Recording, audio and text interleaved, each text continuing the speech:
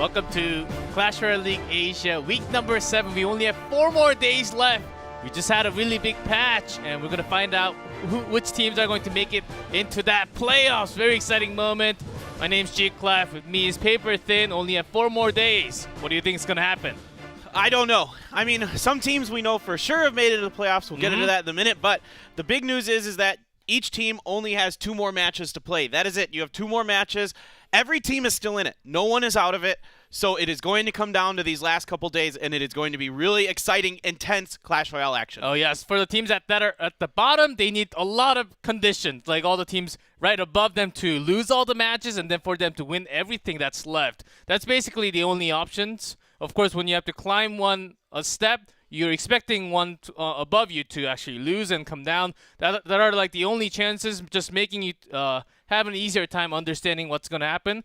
A lot of teams are already securing themselves a spot in the playoff, but it's about the placements. If you're second place or the first place, of course, you also get the prize pool from the regular season. That matters a lot. Not just that, you also get a higher spot in the playoffs.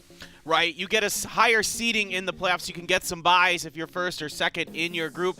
The current standings here on their left, GameWith, Bren Esports, and OP.GAMING. Definitely, or almost definitely in. OP.GAMING, not quite. Them and Talon, if they win one more game, they are both in. That's all they need. Yeah, basically all the teams that has 6 wins or more, they are guaranteed to go into that playoff. But the other teams, that's where the story really lies on. The ones with starting from 3rd place from Group A, 4th, the team that has 4 wins, 3 wins, they are likely to make it. We only have top 4 from each group. Making it into the playoff, first round will be the 4th and 3rd place of Group A and Group B. So those matter a lot. If you can climb a little bit higher, it can be possible. Let's see if like Bren loses both, then let's say OP.GAMING wins both. Then what happens? Yeah, then it comes down to the head-to-head. And I can't remember who beat who in that one. I want to say... Oh, no, OP still lost against Bren Esports, so GameWith, Bren Esports, they basically secured themselves. But for them also to take that first place spot, second place spot, that will also matter. Yeah, exactly. So it could be a change there because of the standings. And so a big game for GameWith today. If they win here today, I believe that pretty much does it for them, right? Like they are going to be that #1 seed coming out of Group A. But first matchup here is OP.GAMING against Chaos Theory, a very big match for both of these teams. Yeah, big moment. Chaos Theory, they're on top, but still Ponos, it's possible that because Chaos Theory, I believe they lost against Ponos, it's possible that Ponos can actually steal the first place spot of Group B if they take both game win and if they drop one against OP.GAMING here. And OP.GAMING, certainly they need all the wins possible. I think it's about time to... They have been really having a lot of changes in their 2v2 matchup. It's really coming down to the wire here. Just final week, they need to just have a set 2v2 and then just find that 1 or 2 really ace player for that 1v1. Well, yeah, I mean, you would expect it to be Expo Master, but it hasn't been his season. Yeah, for the win rate, Dabong has the best one. Like, especially talking about King of the Hill, he's also in the list of what we have here. I mean, Expo Master is only 1 and 2 in his 1v1 sets, and he's 4 and 5 in the games in those sets. Over here, though, the real story of this team has been Benzer, who looks to be one of, if not the strongest player we have here in Clash Royale League Asia. I think you could maybe make an argument that possibly, we don't know for sure yet, that either KK or Rotoporan on GameWith might be better, but because they've only lost one set between, or one match between the two of them. I'll throw you a number. Benzer for 1v1 top 10. He's the first one. But the most amount of set game played and pretty high winning rate at 77.8. We do have the matchup though, Paverton. Get excited. Skip that 2v2. No. But 1v1 Expo Master versus Benzer. Inferno Tower Ban and Tornado. That's exciting. But 2v2, I think OP.GAMING is trying something new. Wait, did Dabong, Asher, did they pair up that many times? I don't think so, right? Dabong and Asher? They have... I don't really recall. Dabong hasn't played any 2v2. Yeah, that's right. So that's what I'm saying. Yeah. Huh. Well, that's interesting. Yeah, against a pair that has been playing a lot and a lot. Of course, Oh Yeah was also in that 2v2. But that's going to be interesting as OP.GAMING still trying new pairs for that 2v2. Yeah, still trying to find something that's consistent and that works for them. On the other side of the coin, the Chaos Theory has a different, 3 different combinations, or well, 2 different combinations they can use that works really well. JTV has always been 2v2, and then you can either pair them up with Oya and Dexter's, and they seem to find success just about no matter what. A little bit better of a record with Oya, but still pretty good overall. 6-3 for JTV. Yeah, because that one was basically playing King of the Hill, basically, and no other record of that 2v2. But for Chaos Theory, Dexter's, JTB, and as a team of 2v2, using a lot of Lava Miner, and the bans don't really hurt them. Just Tombstone ban and the Royal Giant ban. So it's not Graveyard ban. Excuse me. So it's not really going to hurt them. But Graveyard is actually one of the cards on 2v2 that's just coming out so much from the Chinese playoff with the Graveyard Freeze, Double Prince that has been the one to go for that 2v2 so many times. RG ban, Graveyard ban. I think we're just screaming out for Lava Hounds. The Lava Hounds or a lot of Giant Skeletons. It could be both, actually. I mean, Giant Skeleton has become a very popular card in 2v2 because Tornado's here. I almost forgot about that. I know, right? You know, you're just so used to it being banned that you forget when it's not. Okay, let's get ready. Graveyard. Not gonna see that in this 2v2. Let's get our first game ready. Chaos Theory on top in red, OP.GAMING at the bottom in blue. A lot of people, of course, will be thinking that Chaos Theory seems to be the favorite of the matchup. Yeah, most definitely. Good Dark Prince placement there. Takes out that Miner with ease. Just some Mega Minions to cycle here. Well, we kind of wait to see exactly what both of these teams want to play. And there is that Lava Hound here for OP.GAMING. From OP.GAMING, and instantly with the Ram Rider, the Lumberjack goes in deep. Chaos Theory is trying to push, and the Snowball doesn't hit the Ram Rider at all. No slows. Yeah, it is going to get a couple extra hits in there. Down to 1654, so quite a bit of damage done on that push. Now they're going to try to make something work. An Inferno Tower down here for Chaos Theory. Does OP.GAMING have some kind of answer? A poison to start. Just one poison, no other further spells like the other poison or an Earthquake for that Inferno Tower. And that's a nice start, still scratching the tower somewhat. And never mind, it actually does a lot more, about 700. Yeah, pretty decent amount of damage there. Great Dark Prince placement. Of course, it makes sense that that's going to be pretty easy to figure out where, because otherwise you get Tornado into the King Tower. That's exactly right. And OP.GAMING, they're just guessing on those corners away from the King Tower.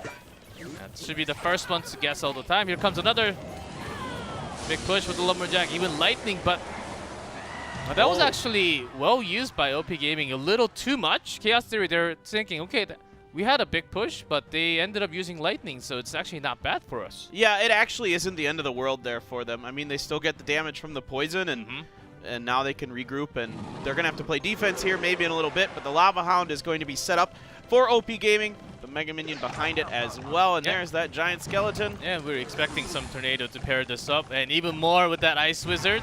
It's going to further delay, and they do have the Inferno Tower ready for that Lava Hound to hit the double elixir time.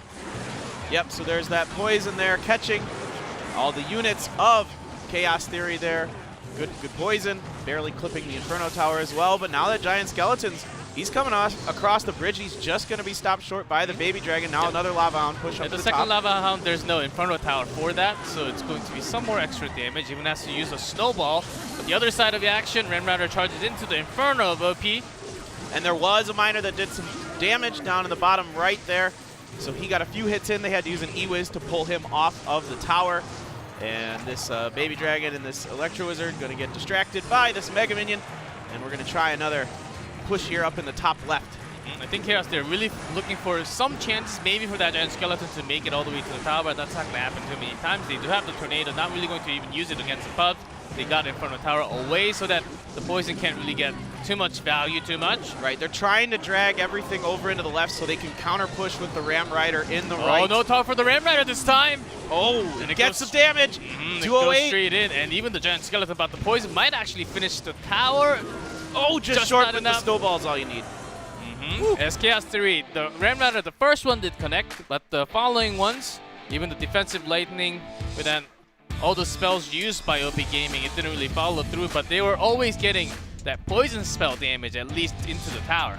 Yeah, I mean, it became a real problem for OP.GAMING when a healthy giant skeleton crossed the river, because then you can counter push in the other lane with the Lumberjack and the Ram Rider, and you have to really focus on 2 different areas of defense, and your placements have to be perfect and everything to kite the giant skeleton correctly and to make sure you prevent the Ram Rider from getting in, and that time they just didn't have the defense available. Yes. Ram Rider has been making so many appearances because of those, not just because it goes straight charge into the buildings or the tower, because it snares all the balloons that happens all the time. You can actually, basically, it's 90% slow from what I remember. Yeah. So it's basically a stun, and if you keep that snare on the balloon or the ones like even the Hog Riders, it becomes a counter. You buy that much time for the Princess Tower to actually attack onto the unit. It's a great set of cards. I was expecting the other way, where OP.GAMING would use something else like the Giant Skeleton, and Chaos Theory coming in hot with the Lava Hound they have been using so far. Yeah, so definitely I think both teams kind of throwing curveballs at each other here, but Chaos Theory comes out ahead so far. We'll see what kind of changes OP.GAMING want to make here. They had the Lightning available to deal with the Inferno Tower, but they were opting to use Poison instead, and then really the only time we saw Lightning was on defense, I believe. Maybe there was one time they used it on the Inferno Tower and I didn't catch it, but... Yeah, there were a lot of lavas.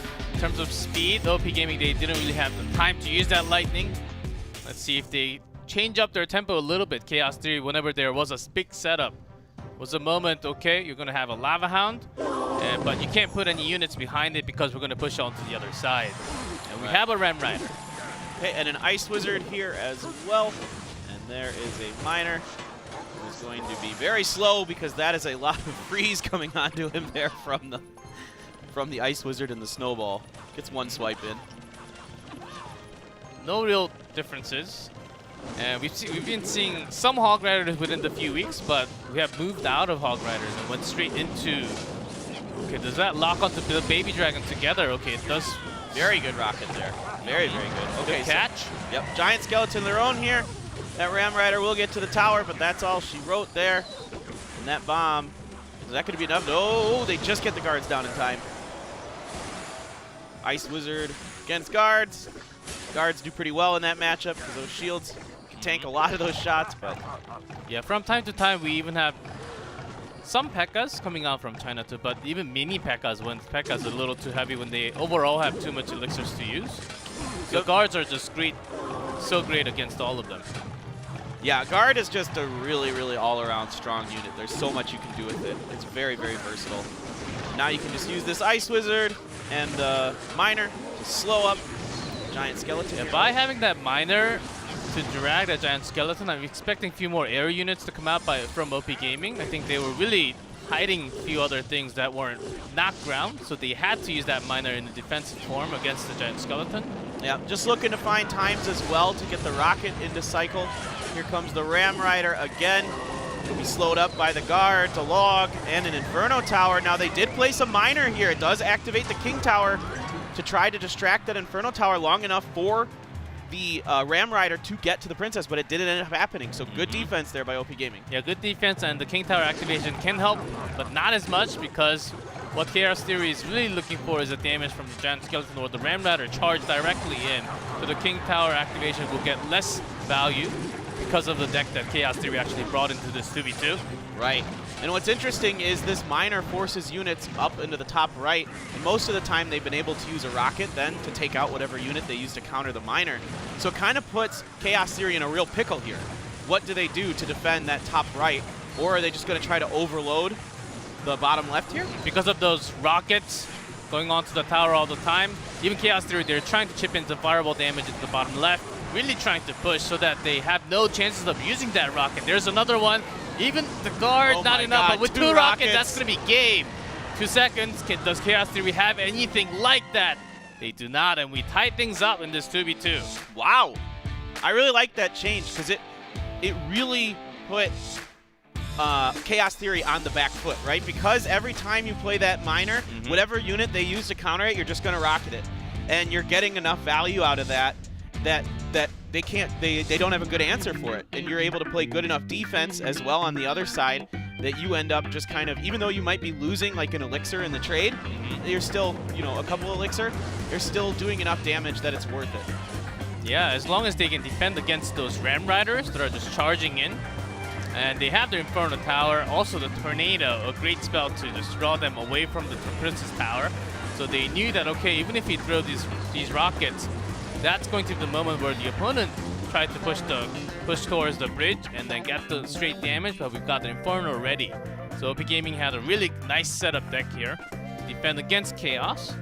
Yep, let's see how Chaos responds now, if they're going to stick with the Ram Rider Giant Skeleton or if they might go into their old wheelhouse of the Lava Hound or something like that. We'll see what they want to do for this next one. If OP wants to have that much focus from the Inferno Tower, it's okay. It's just okay to bring that Earthquake. Maybe just one, not two, because two seems to be too much of an all-in. And because OP.GAMING still can just go back to the Lava Hounds. Yeah. And a lightning Earthquake, yeah. it's very risky against all those air units. Right, lightning or earthquake.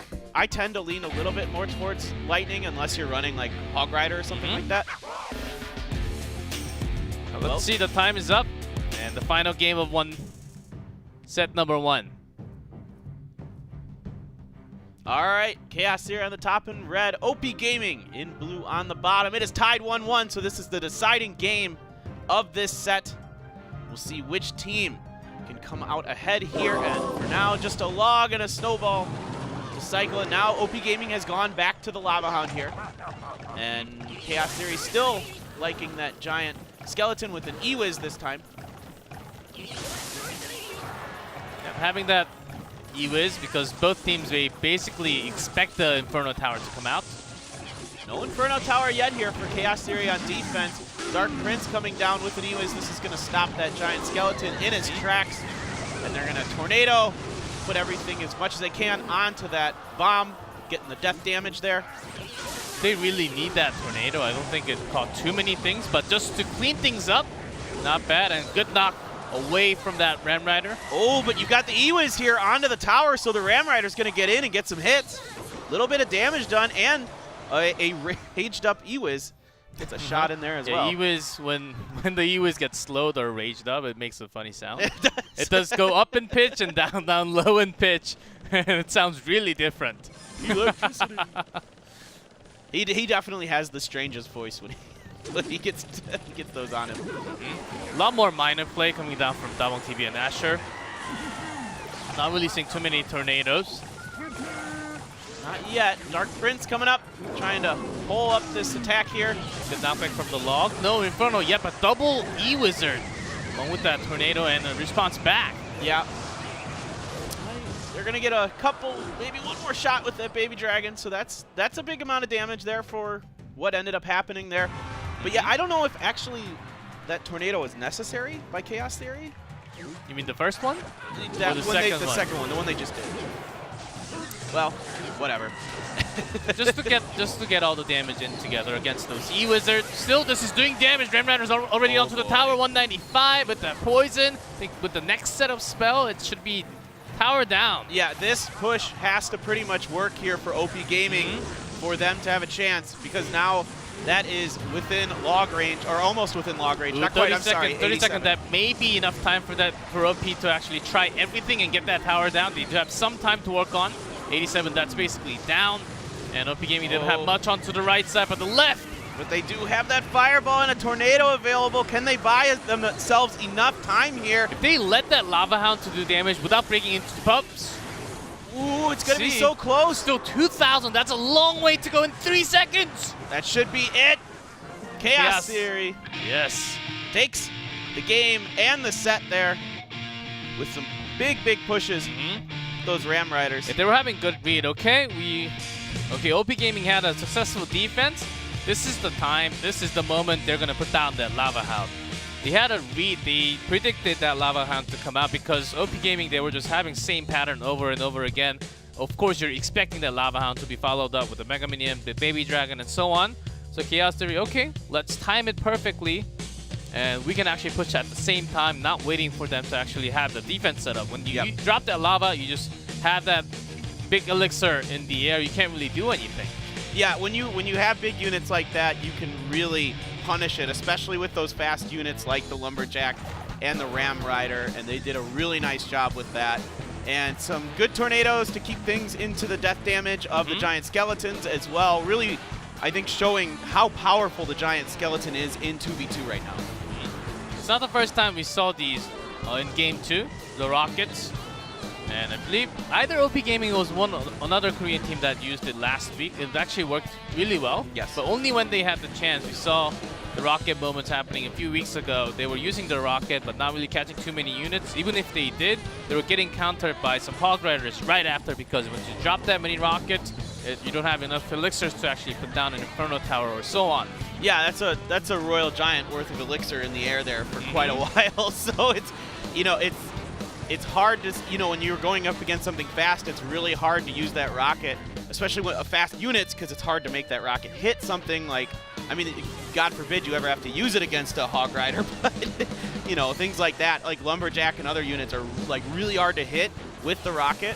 And so you have to find a way to get something kind of slowed up by a tower, which is what the miner does there in that situation for you. Yeah, that's why also a lot of these teams just throw, even in 1v1s, they throw the miner and then a snowball on top or a fireball just to knock everything back so the miner connects into the tower. You see a lot of those movements, but even Rocket's even better because it does a lot of damage to tower, over 400, exactly 432 actually. So that was more than enough. Chaos Theory leads in set score 1-0. It comes down to this player. Yeah. There was an era of Expo Master last year, but he is certainly not going up to a level because, not just because of all the other players that has came into the league, and Expo Master is also having some tough time really leading the meta.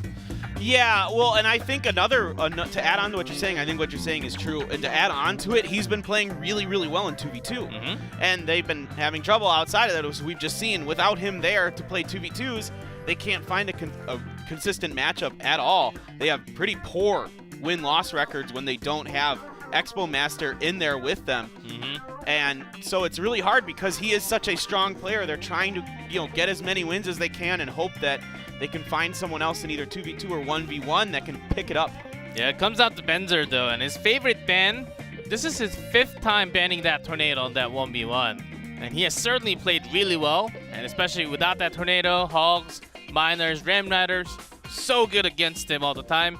Expo Master, Inferno Tower, a great one to snipe onto Benzer's deck. A lot of Hog cycles, having that Inferno Tower, he has to switch it up or not even use that deck if he doesn't feel like it. I love the bans coming out from both players here. Yeah, I think these are really smart bans by both players. They're really countering each other and also opening up some abilities for them to do things that they maybe want to do. Like Expo Master tends to play heavier decks for the most part, but every once in a while he doesn't. I think maybe I kind of think that maybe Expo Master might try some Mega Knight stuff, like Mega Knight Hog Rider maybe? He was the one to try some Magic Archer and a few of those weird ones. Okay, Motor Deck, of course, we're talking about Benzer, Rasco. The boy did get a nerf, but it doesn't really significantly change things up. Yep, okay, so we're going to get 2. And yep, just 2 mortar shots there. Yeah, with that Dark Goblin, it just signals a lot of the viewers and us that it might just be the Royal Hogs along with that mortar. You can just switch out Archer to Dark Goblin. That happens all the time. It's a choice from Benzer. And with E-Dragon, typically we've been seeing Golem. Generally. But Expo Master has been trying some different things compared to all the other players in Asia. That's true. Oh, Prince here for Benzer. So, see what else is behind that there. Yeah, with that Miner, he's just going to cycle. Good Goblin Dart placement, or Dark Goblin placement to keep keep that log off the tower. The little things like that do add up. Both Prince, and if you have a Bandit, that will be a great way to stop that Prince in a way, but no Bandits from either player.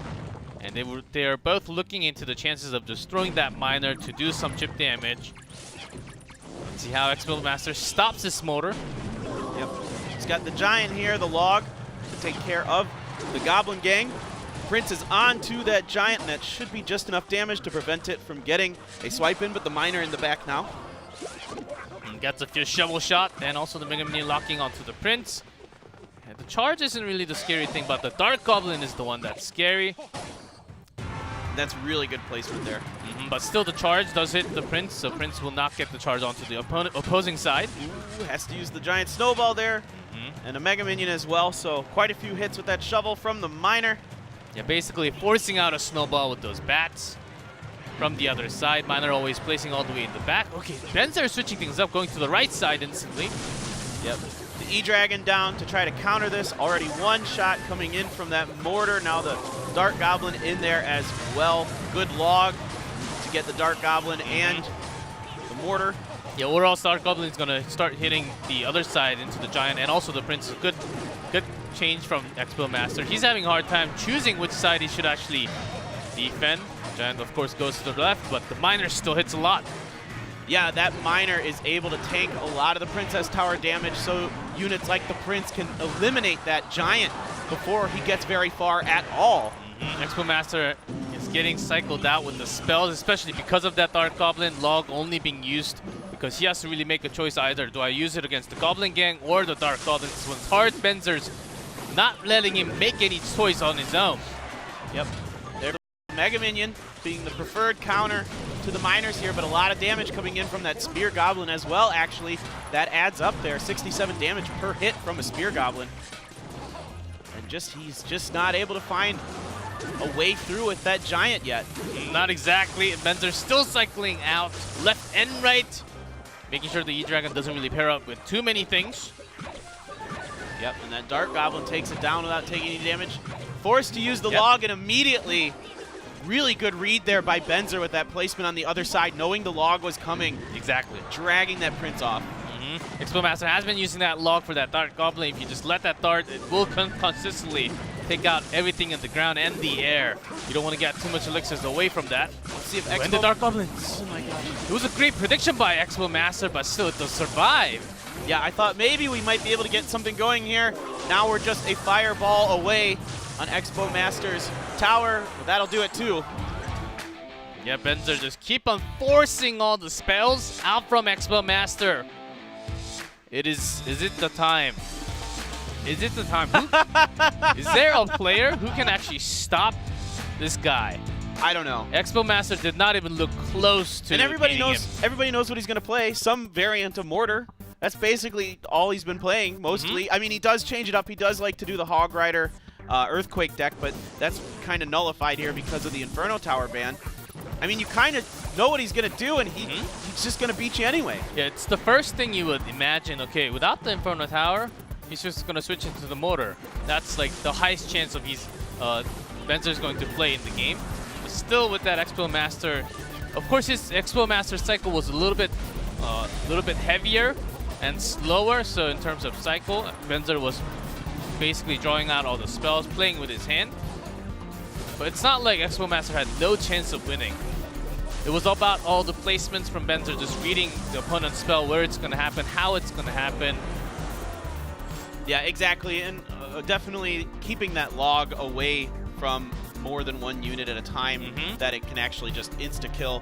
And also, his ability to nullify that E-Dragon, never let it be used as a backup for a push behind the Prince and the Giant or something like that. Instead, Expo Master was forced to use that E-Dragon oftentimes against a Mortar just one-on-one, and that's not what you want. Yeah, because Benzer was placing the Mortar onto the left or the right, and then Dark Goblin just one away from that direction, from the center. And Dark Goblin actually has a range to actually attack onto the boat, and then after all the units are down, it will start attacking onto the other lane, where the Mortar is not attacking. So Expo Master had to make a choice, ended up taking damage to both towers consistently. Went down to like 1,600 and 1,000, and then that was the moment Benzer, okay, the 1,001 is the lower one. I should just keep on sending the Miner and do consistent chip damage and win over time. That's exactly what happened. Yeah, really, really well played by Benzer here. This guy is so good. We had to take a timeout here. Now, Expo Master, we know from past history, he oftentimes loses his first game and then finds a way to come back and win his next two. But man, he has such a tough opponent to go up against. Benzer just with this Mortar. I mean, I almost feel like at this point, like, you're actually better off just banning the Mortar against him and then just like praying. Yes. Just finding some way. And then bring your own Inferno Tower against those hogs. Exactly. Might be a better way, but let's see. Expo Master's not just gonna go easy. What is that? I'd really like to see a Mega Knight deck of some kind here from Expo Master. That's what I really want to see. I think that's a really good matchup against the Mortar overall, and going to give you at least a chance. I mean, Benzer can still beat you, but no matter what you bring. There's that nerfed Barbarian Barrel. Doesn't really change much in competitive, but they get a 10% damage. Yeah, that's not too big of a change for it. It's not enough to knock it out of the meta or anything like that. But from the West and China, we've been seeing slightly more use of log. Yep. After the nerf. Getting that little extra chip damage onto the towers as well is nice with the log. Okay, so there's a Goblin Gang from Expo Master. There was an Ice Spirit down here as well. And we'll see Bats to put down to counter the Mega Minion. And is this gonna be Sparky here, Benzer? Yeah, it seems like it with the Hunter. Yes! Ram. Ooh, but that Lumberjack's gonna get some swings in. How many? A lot. 6. A lot. 8? Hoping to get this push here working. Now the Goblin Gang's in the way, though. That was a lot. And that was a lot more than what Benzer is actually doing. Not enough damage here. Only about less than a 300 done from Benzer. But Expo Master with just that Lumberjack, of course, there was a Hunter defending it, but oftentimes you want the Lumberjack to go down first and then take care of the Ram Rider so that the Hunter actually stays alive. Right. I like the push. I like the idea here by Benzer, switching it up so hard. Like really doing something that you would not expect from him. But I want to know what that last card, I guess I could look in Expo Master's hand. I can't quite tell. Is that an Earthquake? Oh, the Sparky! Stopping it, but the Goblin Giant actually will be doing decent amount of damage with nothing on it. It's a very, very healthy Goblin Giant. The Bats are down here as well to help. And that is quite a bit of damage, so a nice return fire here by Benzer. Yep, Benzer expecting that Ram Rider to come straight into the tower. Bats, few hits, but not bad. Yep, just gonna try to split push, force something out. The Dark Prince comes down with a snowball to slow it up, so that does keep some of those spear goblins alive, but this is a huge push here on the left. You don't care about the right. The left is what matters a lot more. Ram Rider, another one, Hunter trying to defend against it. Oh, it gets in, but I don't think it's gonna be enough. Only 6 seconds left here for Expo Master. And he cannot bring it back to his team. That's going to be a 2-0 for Benzer. Unstoppable. I just don't know anymore. This guy is just so good. He can play everything. He can play the Mortar the first game, bait you into thinking he's just going to do what he did on Sunday, play 2 Mortar games, and win. But no, he pulls out the Sparky Goblin Giant and takes Expo Master down. It could have been a hard matchup, but how Benzer actually used it, he was reading, okay, you're just going to have a Ram Rider at this moment. I'm just going to place my Sparky all the way here so I can catch it at the moment. Ram Rider wants to charge into the tower. Exactly happened as he planned. Yeah, this guy's a monster. He's godlike in Clash Royale. Yeah, he just thinks so well through the rotations of what needs to happen. He's like, oh, okay, you want to have, even if you push with the Lumberjack and the Ram Rider, Sparky's blast radius is close enough that since those 2 units move at about the same speed, you're going to hit both of them if they're together. Yep. Coming from a Sparky Master, paper thin. Yep, and certainly the bans were working towards Benzer, but you can't just stop him with just 1 ban. I think we need like 3 bans against him to stop him and from his comfort zone. But that's only the first match. Chaos Theory does take it against OP.GAMING. Next match coming up, GameWith from Japan, Kingzone Dragon X from Korea. Stay tuned.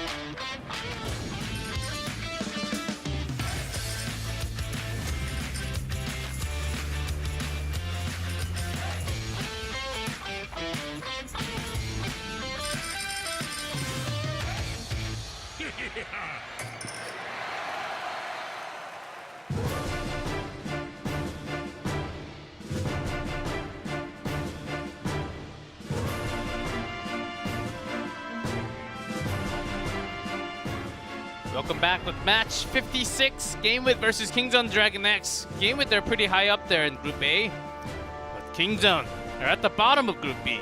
I mean, this is desperation time for Kingzone. They have to find a way to win this game to give themselves a chance, really. This is such an important match for them. Pretty much all comes down to this, but they have to go up against maybe the best team we have here in Clash Royale League Asia. Yeah, with 7-2. GameWith, if they run away with this one, they're going to be the first place. I think that secures them in the first place because Brand Esports are one away. And they beat Brand Esports. Yeah, they beat Brand Esports, so head-to-head. By head-to-head, GameWith, if they win this match, they will be the first place of Group A. Bomb. So stamp it. So right we'll there. definitely find out. Now, after that last match, with Chaos Theory winning, that does not guarantee them Group B. Yeah, because Ponos defeated them. Yes. Exactly. So if Ponos wins the next two, then Ponos will be the top seed out of Group B. So we will have to wait until they play to find out exactly what's going to be the situation there. But for this one, GameWith has been really, really, really good in everything. They have specialists on 2v2, and they can go rotate between KK and Rollaperon. And those two are just destroying in 1v1 and also King of the Hill. So big power spikes coming out from that team. Talking about power spike, Line. It's too late. It might be too late in the season. It's not like they have no chance, but they need to win everything. And the other teams that are above them needs to lose everything, basically, for them to move up to the playoffs. Yeah, exactly. So do or die, like I said, for Kingzone. Backs against the wall, but that's when teams get scary. That's when they get desperate and try things. They'll throw everything they have at you. So we might see some wild and crazy stuff out of Kingzone. Maybe not, but if it's ever going to happen, if you're going to see it, it's going to be now. And let's see what they want to do here. So it's going to be Yakitori and Yui Hero, of course. Rotopodan, of course, playing that 1v1 because KK was not on the stage. So we've got July and Nuri and Line, and then Alpha if we need him at the end here for Kingzone Dragon X. No more sneaky stuff under the ground. Let's keep everything over the ground or in the air. triple minor ban coming out here for 1v1 2v2. No more minor, and of course this time Tornado is also banned from 2v2. So we'll see a lot more standard Giant Skeleton, Royal Giant. I think that those are the most likely ones. We've seen some Hog Rider cycles, especially coming out from some few Korean teams, as more of a meta one, especially from Korean teams only, basically. It's a little less from the Japanese teams. Well, and it's just such a strong card because it throws off the rhythm of your cycles and forces you to place cards in certain places that may not be ideal. Right. Exactly. On which side, and also you're not able to place them like behind the King Tower or something like that, or out in the middle, if that's where you would prefer to have the unit starting to, you know, counter the other unit that's coming in or something like that. Instead, you've got to immediately counter that miner and try to guess where he's going to go. Yeah, GameWith, they have been using a lot of Lava Miner also, with heavier spells like the lightning you see on Yakitori's most played card.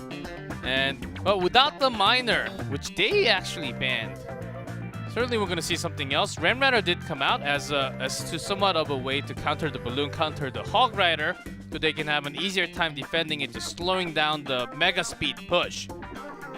Yeah, and you can see here, July and Nuri, they played pretty well together as far as 2v2 goes.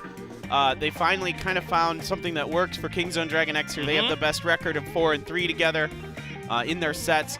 So this is seems to be the best 2v2 that they have, and definitely Lava Hound is something they favor when they're playing with July. Yep.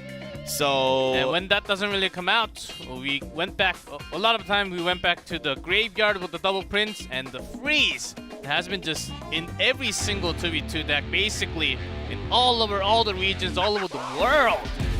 Are we going to see that? Let's check it out. So much freeze. It's just crazy. Yeah, basically, I think it actually should be banned or something next to that tornado. They might want to think about it. We could see some Giant Skeleton, Royal Giant. CROS, it's just Giant Skeleton, Royal Giant. Yeah. And lots of tornadoes happening everywhere. Yeah, I see a lot of freeze when I watch the China League. They really like that graveyard freeze stuff. All right, there we go. July and Nuri doing what they do best. Lava hounding. Double With Prince. the Infernal Dragon. So going to really have a big push. GameWith, they're going with that Rage directly. A good guard setup with the Mini P.E.K.K.A. and the Tombstone. That Mini P.E.K.K.A. goes down pretty fast because of that raged up Prince though. So the Giants getting some shots in. Even the Barbarians are gone. Compared to that, what's the Lava doing there? It did some scratch. Down to 2,000. Yeah, not bad, but definitely GameWith getting the better of that exchange. And this time the Lumberjack, he makes pretty quick work. Yeah, there's that lightning. That'll clean that up. And there was one punch from our Giant, who I believe I like to call him One Punch Man, because that's usually about what he gets. Yeah, except in the top left this time. And GameWith, they're willing to just spend that Rage almost every time because it's cheap. You can just cycle it. There's another one. All right, the poison down. Good snowball, so that Dark Prince gets its charge. Oh my goodness, this could be tower down. Almost. So close. Yeah, right before that. Good counter, but that's basically gone with another poison from GameWith. You can already see Yakitori basically smiling. Well, at this point, now you just need to play good defense, does GameWith. Yeah, especially when you don't have a miner, you have a minute to work on, but you really need a big push, one giant push. If you don't have a miner, it might actually be really hard. So Kingzone right now trying everything with that double Lava Hound. Yep, here comes the kitchen sink. It's 2 Lava Hounds supported by a Mega Minion, some Barbarians to help take down that Giant. They do accomplish that. The Lightning coming down here to help support this push. Immediately 2 Mega Minions coming down behind it to help swipe down these Lava Hounds. A decent amount of damage, but good snowball there. Yeah, but the counter push is actually really strong. Even the poison put down, but the puff, but all the follow-up units are already gone, and the counter push was actually stronger, putting that top right tower with the Prince shots into 697. Yep, so this is pretty much going to about do it here for July and Nuri, unless there's a miracle sitting behind all this. They tried to bridge spam a Mini P.E.K.K.A. to try to get something going, but it just wasn't enough. In fact, they lose 2 Princess Towers. Hands off the device. As they lose too many towers, they know that they can't really have a big push in just 10-15 seconds. They need a lot more time to come back, and they lost 2. GameWith, even without the miner, just a big push where they were the ones using a lot of Lava Miner before. They know exactly how to go up against it. I mean, Lava only does about 40-something damage a shot. When you're removing everything that follows behind Lava, all the ground, all the air units, you just have to worry about the pups, and you have that giant snowball. Right, and a Musketeer as well to help clean all that up. And I think another big problem that was here for Kingzone Dragon X was their defensive building was Tombstone. And Dark Prince just mows that thing down, and the Prince is there as well to keep any of the single target, like the Mini P.E.K.K.A. off of you. Yeah, you have Barbarians to help, but those are pretty expensive. And when you're relying on that Tombstone to be the one available, and you've got the Dark Prince behind a Giant, it's just going to clean up those skeletons too quickly. Yeah, the Tombstone, the second Tombstone wasn't even close to that Dark Prince. If it was at least farther behind to the top, like 2 more squares, I think Dark Prince would have been going towards that Tombstone, at least delaying it from doing direct damage to Princess, because they still had their Infernal Dragon in the air for some time. That could have been a lot better defense coming out, but it seems like they weren't really having too fun, because the moment you're trying to put that Tombstone, you know it's going down in the next few seconds. The Prince and the Dark Prince already crossed the bridge. Okay, no matter where I put this, it's going to be a lot of damage, so I might as well maybe just stall some extra time from the Prince only, because the Dark Prince, if it gets to the Tombstone, it's going to help eliminate all that skeletons. Yeah, at that point, your best option is to just stall as long as you can. Buy yourself as much time as you can to regain that elixir. All right, timeout being taken here by Kingzone, and I think this is a wise time to take a timeout, because this 2v2 is so important here, and they really want to make sure that they make the right adjustments, they make the right changes, and they're able to come back strong here. Yes, if they lose this match, they will not go to that playoffs. So everything is on the line for them. They need to win everything. Of course, they need to at least go to the King of the Hill. So they're looking for chances in this 2v2 right now, because Rolla Paran is so strong from GameWith, and it's not sure. We can't really tell if Line can do it or not, because Line certainly doesn't really have too much stage experience as a 1v1 player. Right, and that's a lot of pressure to put on a new player like that. So, I mean, good luck to him. I can't wait to see it. But we've got a game here, game number 2 between these two teams. Let's do it. Yeah.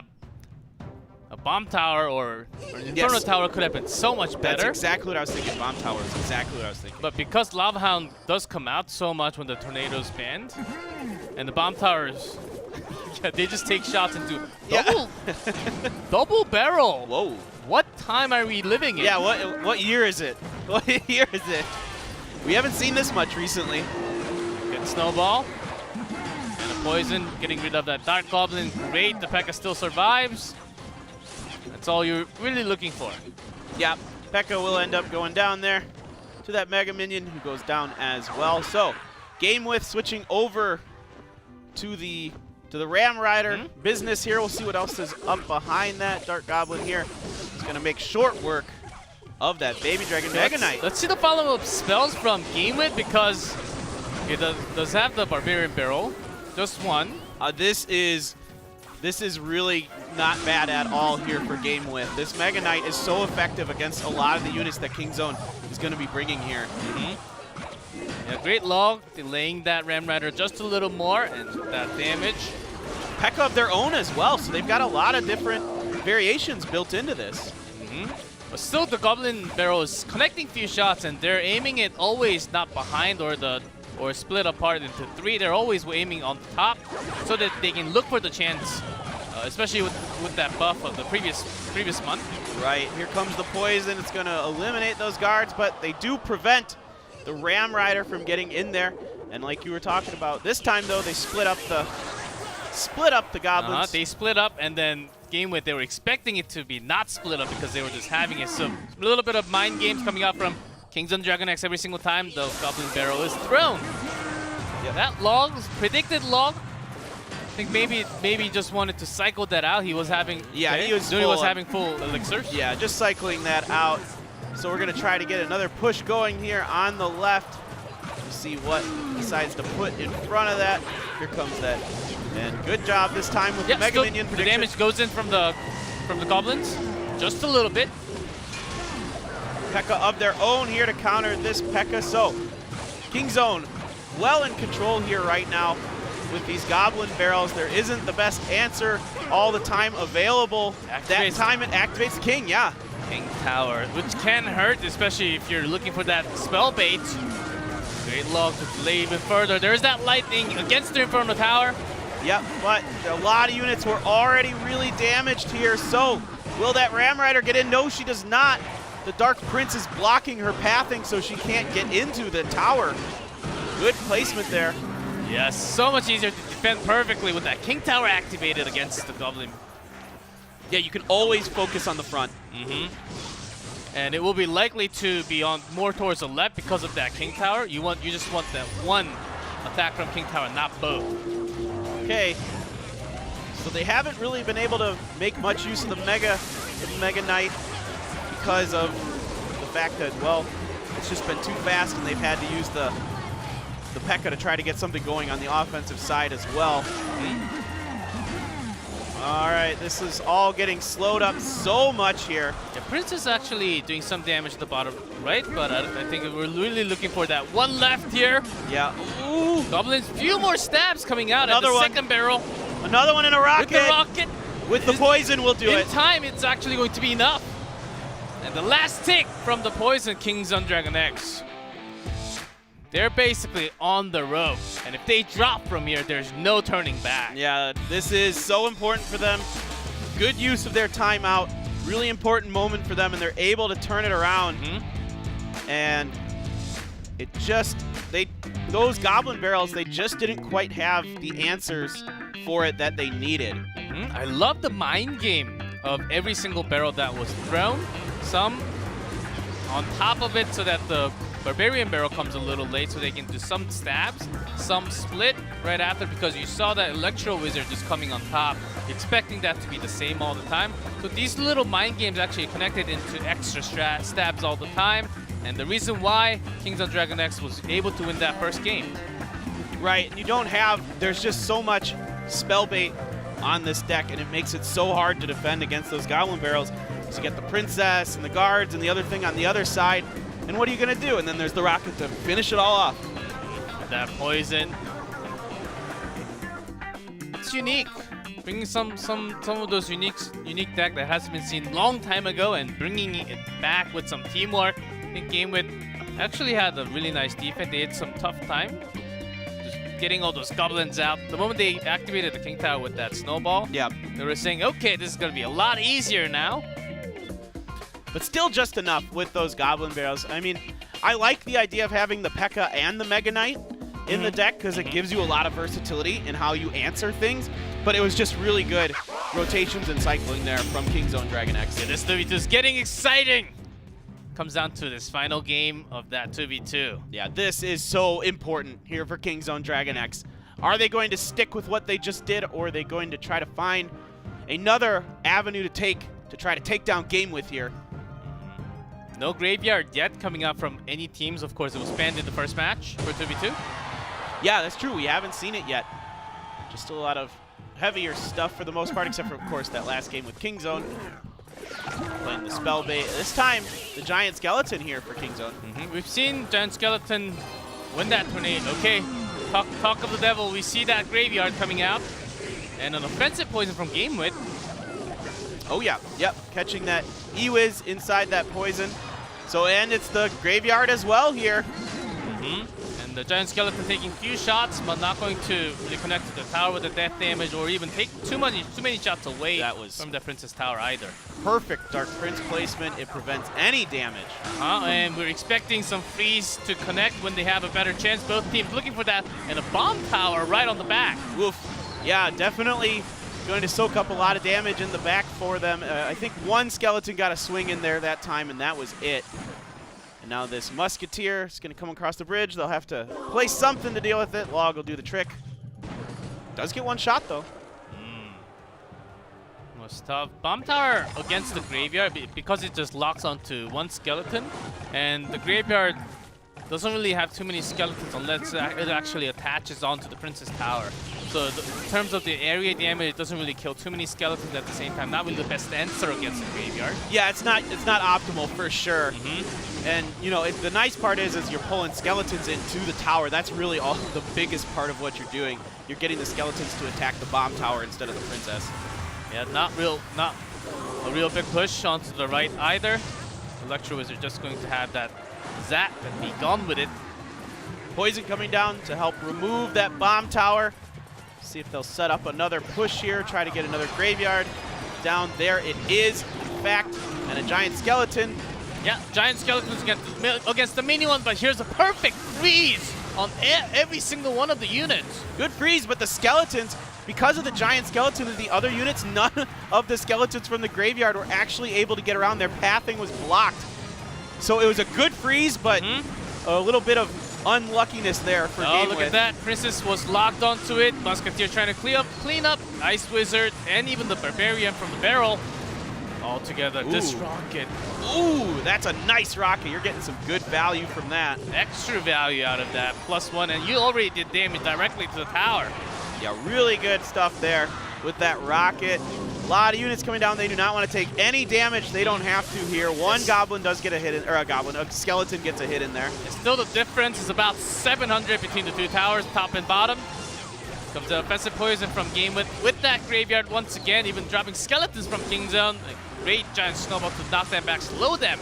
Yep, still having to deal with this Mega Minion and the Baby Dragon, but that'll be enough here with the P.E.K.K.A. as well. Drag all this away. Yeah, GameWith, they're just looking for that final spell cycle. They just have to defend it okay against this graveyard. They can take few hits from the skeletons, and it actually is okay. Graveyards over, and another graveyard right after that. Follow up. Yeah, it's 239. I'm sorry. With the poison, 272 damage, so it's not going to be quite enough. And now they have to outcycle Kingzone because Kingzone just needs a rocket. There's that freeze and few connections from the skeleton, and GameWith is going to take that first set. Kingzone Dragon X are really getting farther away. GameWith putting themselves on top, and top, they're they don't have anywhere else to climb, but they're making the mountains higher. Yeah, it's just so difficult for them. The 2v2s have been mediocre for them this season. They just haven't really found a lot of groupings and pairings that have worked really well. They put their best one they have out there, but GameWith has been pretty good in their 2v2s so far this season, always using the same 2 players throughout the whole season, and here it pays off for them. Yeah, Bomb Tower against the Graveyard, I think that was one card that was hurting Kings and Dragon X the most. The first one, especially the placement.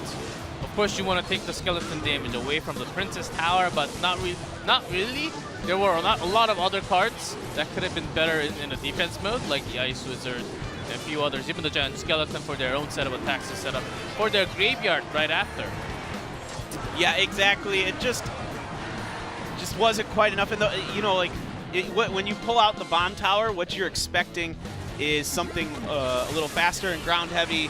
You know, with maybe some Hog Riders or something like that. Or maybe some Royal Hogs even. We've seen that from time to time in 2v2 a lot in the past, not so much this season, but from time to time we do see it.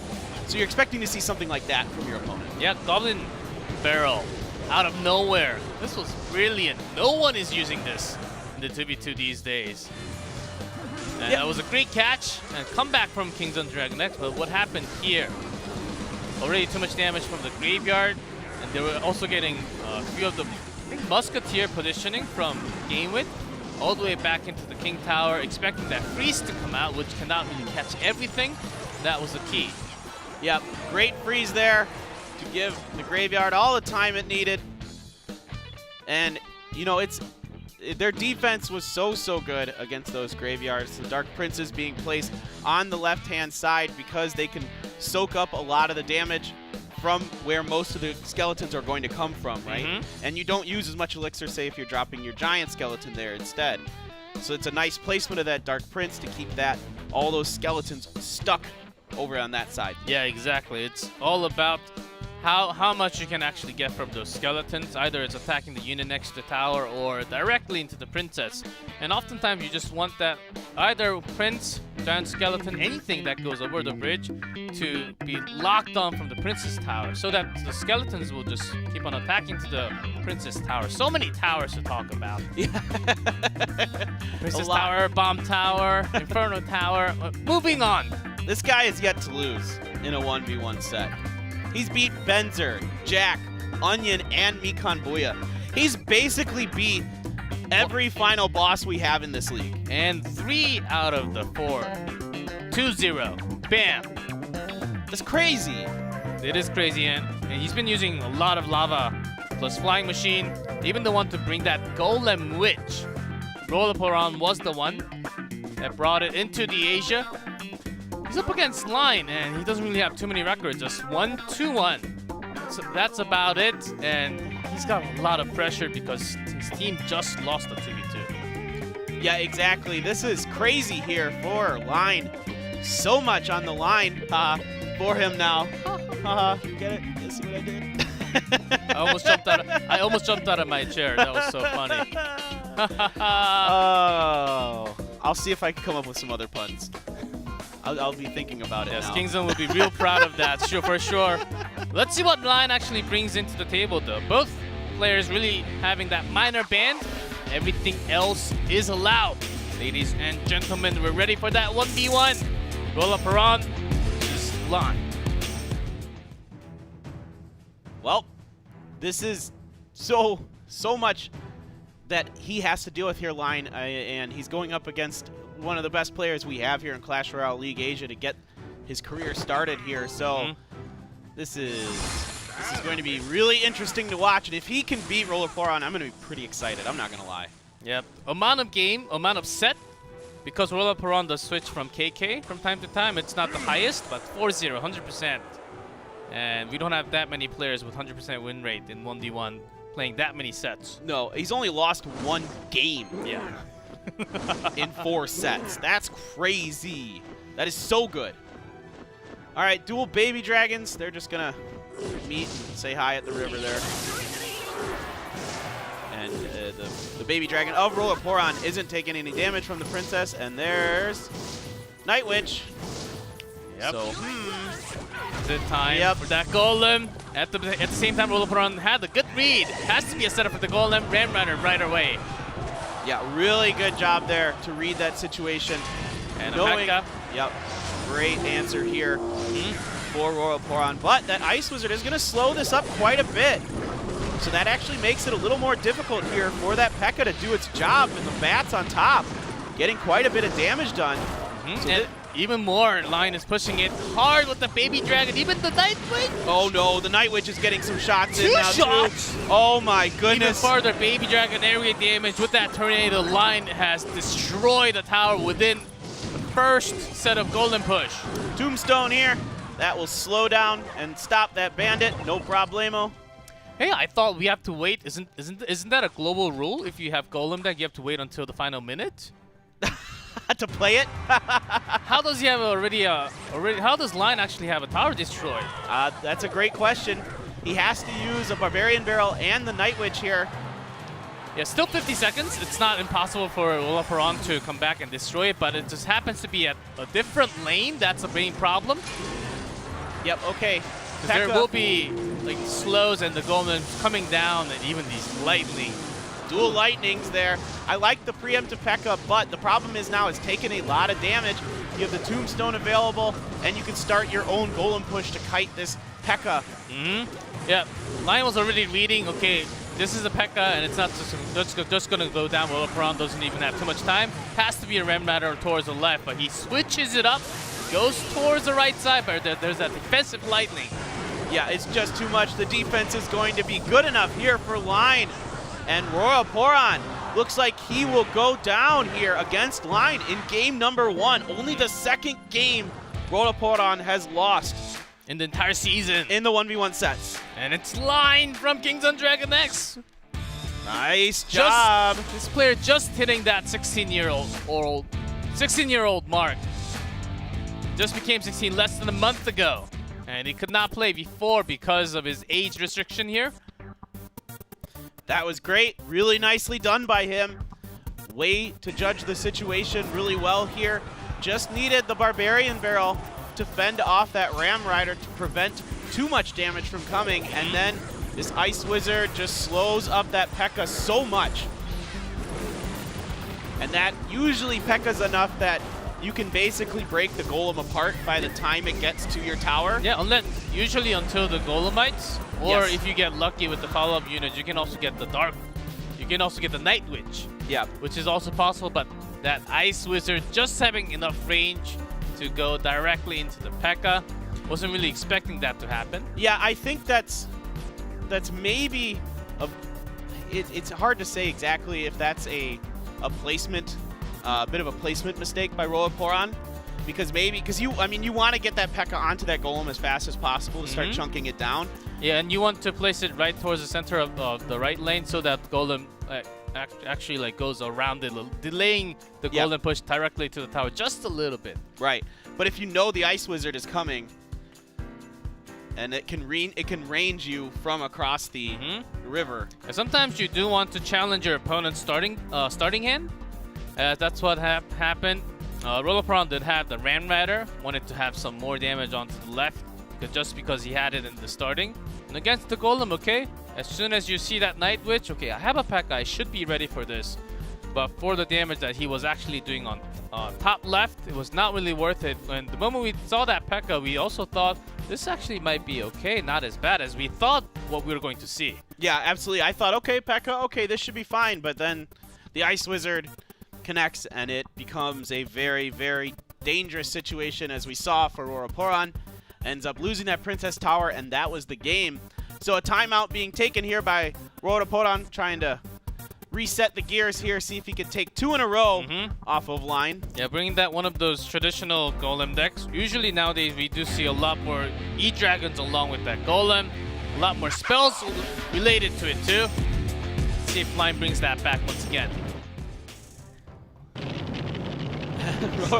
On fire! This is fine. Alright, Skeleton. To start out, just trading fire emotes. Last game it was all about the lightning. Yes. Now about to fire this time. it's about to fire. All right, Ram Rider again here for Rotopodon. The Bandit behind it as well. So, all right, the Mega Knight this time for Line. Now, if Rotopodon's stuck with the P.E.K.K.A, he's probably not too worried about this. I think he has a very similar deck. We've been seeing some Ram cycles, Oh! but not at the same moment. RG directly. This is, I just was looking at this on the Global Challenge. I was seeing some people playing this, so there's maybe an Ice Wizard back behind this Fireball, Tornado, that kind of thing. And this is a really interesting play here by Line because... And then RG's destroying that tower directly. It's going to go down for sure. Roloperon's risking himself too on the top left. Oh my goodness. That is a dead P.E.K.K.A. I mean, he does get a fair amount of damage onto that. Not quite half health done to Line's tower. Yeah, double the damage from Line onto that bottom right in space. It's gone, and it's going to be gone forever. One time is all you need to surprise your opponent with that.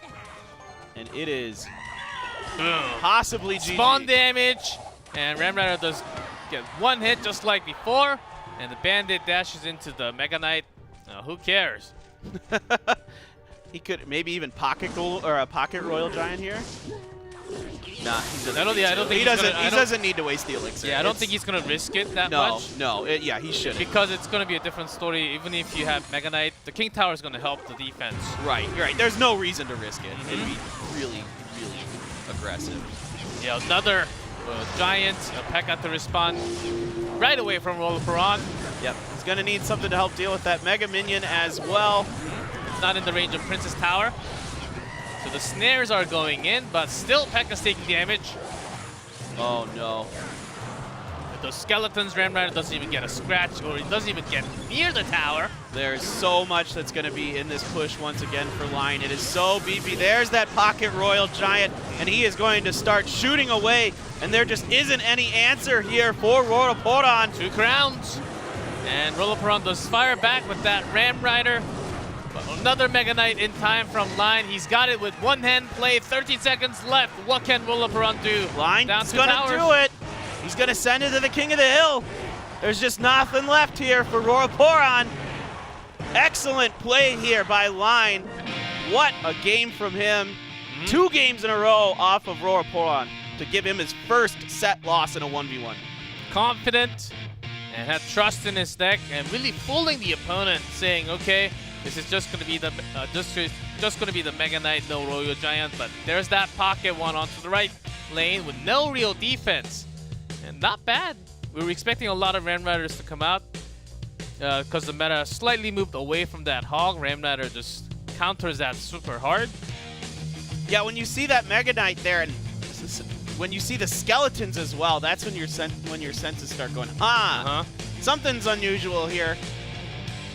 And it was the Royal Giant with the Ice Wizard, and there's usually a Fireball and a Tornado behind that. Doesn't even need to use it. He didn't even need to use it. Yeah, you don't even need to use that elixir.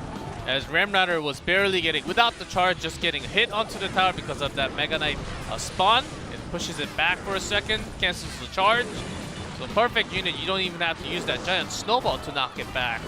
You just summon that big butt right down to the spawn damage, and even from this game, the game 1, having Tornado to secure the final damage from the Baby Dragon plus the bats. Yeah, and here you go. You're dropping the P.E.K.K.A because you think, all right, he's going to try to build something behind this Mega Knight. Nope. Nope. It's a split push with a Royal Giant, and you have nothing to answer that with in time. There's just nothing that's going to do enough damage to that Royal Giant because your counter to the Royal Giant is the P.E.K.K.A. That's right. Nothing else is really going to slow it down enough.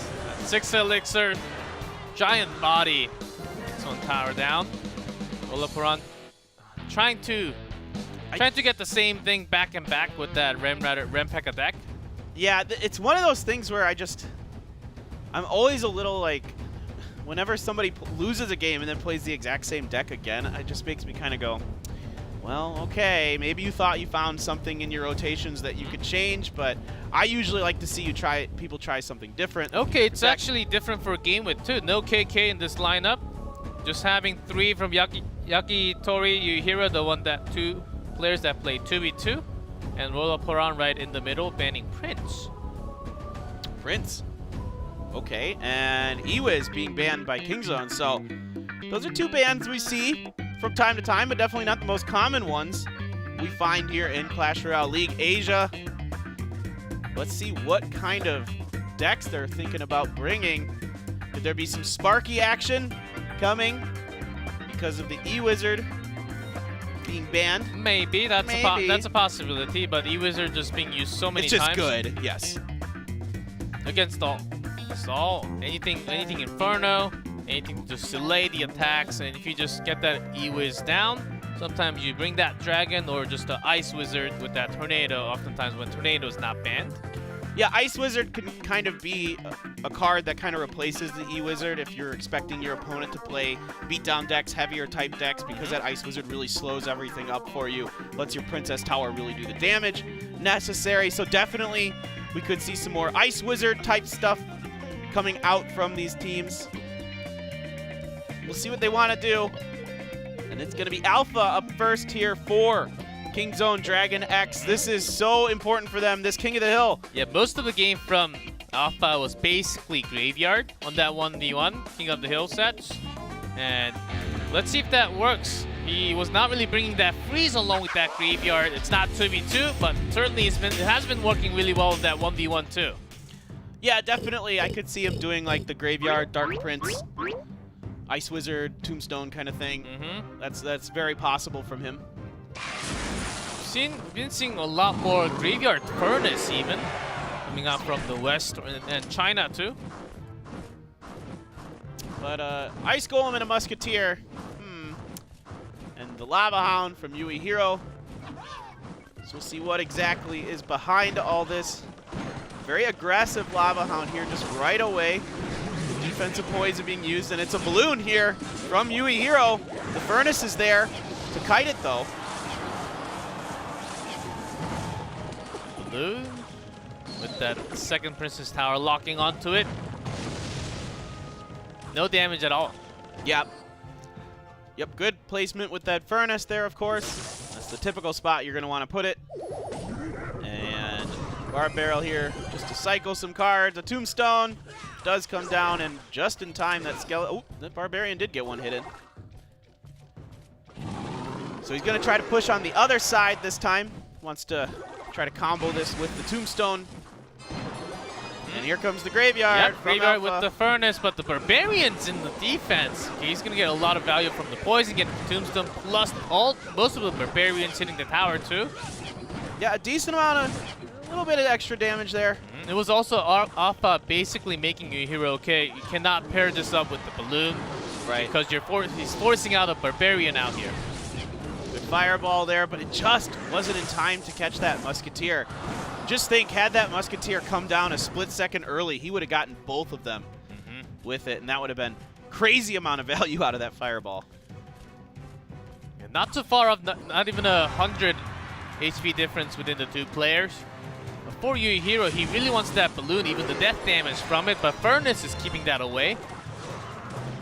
Yeah, it's hard to get it going, especially because he has to commit a lot of resources to defense, and he loses a little bit because he has to use these Barbarians who end up dying to the poisons that accompany the Graveyard.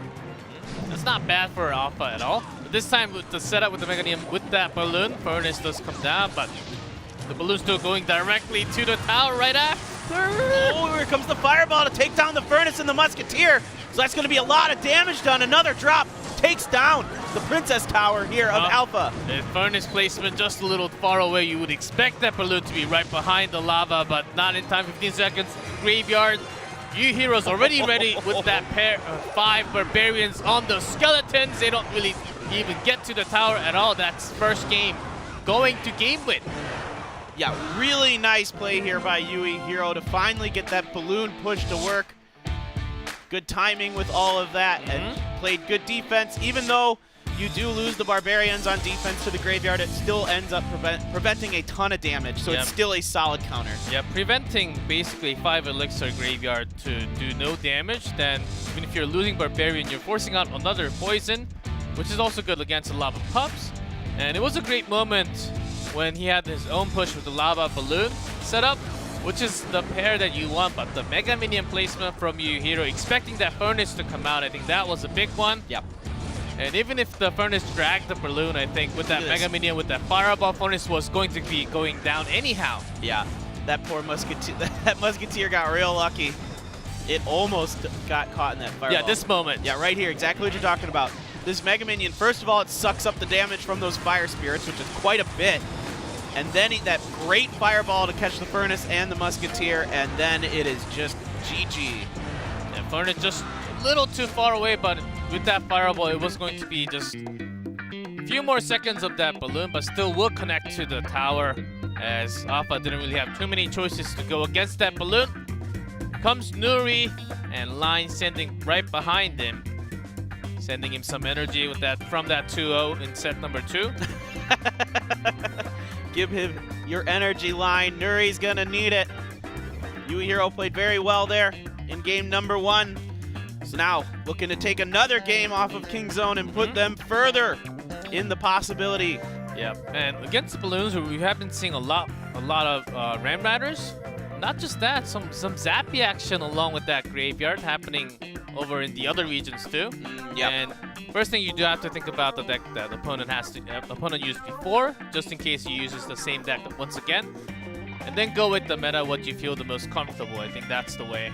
Of course, thinking about the bans in the middle. Yeah, Balloon definitely makes sense here. A nice pickup by Uehiro because of the E-Wiz ban. That's one of the stronger counters to the Balloon. Yes. So it definitely is a nice pickup there. Yep, and there was no Tornado. I think that's one of the biggest spell away from those air decks. If you just bring that Tornado, sometimes you're just good to go against all the balloons, all the Lava Hounds. They don't even scratch the tower. Ready? Let's go. Oh, I'm ready. I am ready. Uehiro versus Nuri. Huge moment here for Nuri. You can tell. That game 1 and then King of the Hill. Oh, no. I couldn't even watch it. No, Nuri, content to wait here. Doesn't look too phased or anything. The snowball, the trading snowballs. Furnace this time from Uehiro. An instant respawn with the Bar Barrel. Bar Barrel of his own. He wants to keep that Furnace healthy. Force out more units to soak up the Fire Spirit damage from Uehiro. So, Dark Prince gets in time, gets his charge, gets all those units. Mega Minion here to counter him. Dark Prince, after that buff, just really destroying everything with that charge and the area damage, and oftentimes even landing on the damage onto the Princess Tower when the units are really close to it. Yeah, it's definitely a nice buff for it, and has solidly put it back in the meta. And now they're both just kind of waiting. Neither player revealed much here. There's no idea what is behind this for sure.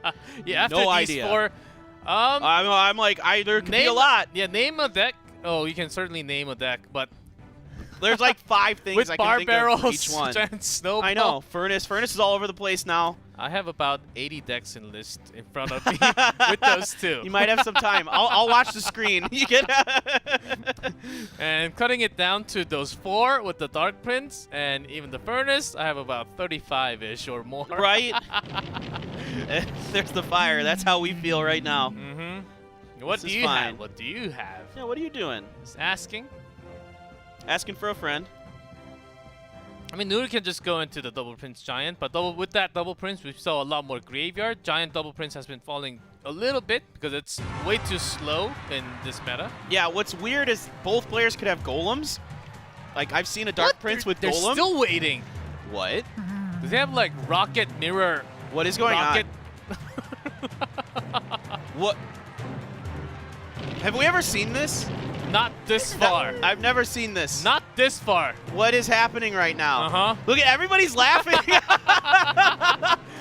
What? That's an international signature for I give up. Really? Oh, let's see it. It comes down to the final one single push. What is? It might just be like 1 Giant or 1 Golem, 1 Lava Hound. I just don't know. You name it. It comes out. 15 seconds left. I don't understand. Are we out of the game? Are we just not seeing anything? I mean, we still have the overtime, but this is insanity. Now we go into the sudden death mode. Okay, that's fine. Please play something. I can't handle this. If you play 1 The opponent is just waiting. You're just expecting one to be played from the opponent, and then if you respond, it's always a better. Because they're all cycled into their other cards, right? So their first 4 cards are revealed, and everything is so important. Yeah, I mean, it's got to be something super heavy. Okay. There's that Royal Giant with the furnace, and it's the Sparky response. Nuri's ready for the putt. The lightning does cancel out. Hunter, not bad. So Royal Giant will eventually be down, but still 1,400 left, and a good setup from Nuri. Yeah, now the big push. The furnace coming down to drag all this away for a little bit. Sparky still survives. Oh, Sparky's gonna get the furnace at least. So now the Goblin Giant's gonna come in. He didn't even get one hit. So great defense here from Yui Hero. Nuri's got to find a way to get this Sparky ready in time. Oh my goodness, Nuri. What is he up to? He's got his Sparky set up, but that's pretty tough. Yep, good placement there, because that by the time the Royal Giant comes down, crosses the bridge, your Sparky's charged up and in range. You don't mind this with Sparky because it buys you time to set up a push from these Fire Spirits. This is something really nice, except when that happens, that's not as good. And the Sparky goes down! Oh, great timing on this lightning. Yui Hero, what a lightning. And Barbarians, and the Goblin Giant doesn't really get too much damage into the tower at all. The Barbarians, they will go down from the Dark Prince, but still not bad of a defense, and we have about 670. Oh my goodness. All right. Okay, this time you're going to have to use the Hunter or, okay, a Mega Minion. Yep, there's the Hunter as well. Yeah, a little bit away from that Royal Giant. Oh, still no. not bad. That snowball pushed that Hunter off the Royal Giant, giving it an extra shot. 594 left for Nuri. He's got last chance, and this may actually be the last one. Great predicted snowball. Really nice. Barbarians. But double the Hunter, he's just pushing everything into the lane here, just bridge spamming. Yeah, just trying to keep Yui Hero off balance here, trying to find some way to get through. Yeah, but this is not going to finish Yui Hero's tower by just spamming everything together. Yui Hero's got the setup with that furnace now. Got to find a way to make this work. Time's running out, 35 seconds. Yeah. Yui Hero, he's holding a lightning too. The lightning is going to be available. Yep, there it is right there. But good Barbarian barrel placement to soak up those Fire Spirits, but the Mega Minion is there to counter the Sparky and takes it down. Sparky almost got a hit onto the Musketeer, close enough to the tower that almost would finish the game because Sparky does 1,100 damage, but seems like we have the game ending right here with that Royal Giant hitting another shot. That's it. Yui Hero, back-to-back win. Yui Hero looking to be the hero here for GameWith in this King of the Hill and knock King Zone Dragon X out of the playoffs and solidly establish themselves as the top team in Clash Royale League Asia. So one more game could decide it all, G-Clef. Are they going to go down? King Zone Dragon X. At the beginning of the season, we were saying, okay, this is a solid roster, along with OP.GAMING, possibly the 2 strongest. But look where they are now. The final chance comes down to this rookie. The rookie who just came out last match in the roster. Well, let's see. We did see Line one other time. Yeah, just last match. Last week. Well, last week. Yeah, last Sunday was the first match for Line. Right. But sometimes if you're too young, because you're too young, you don't even feel the pressure. That's true. That actually can be beneficial in a way. Yeah.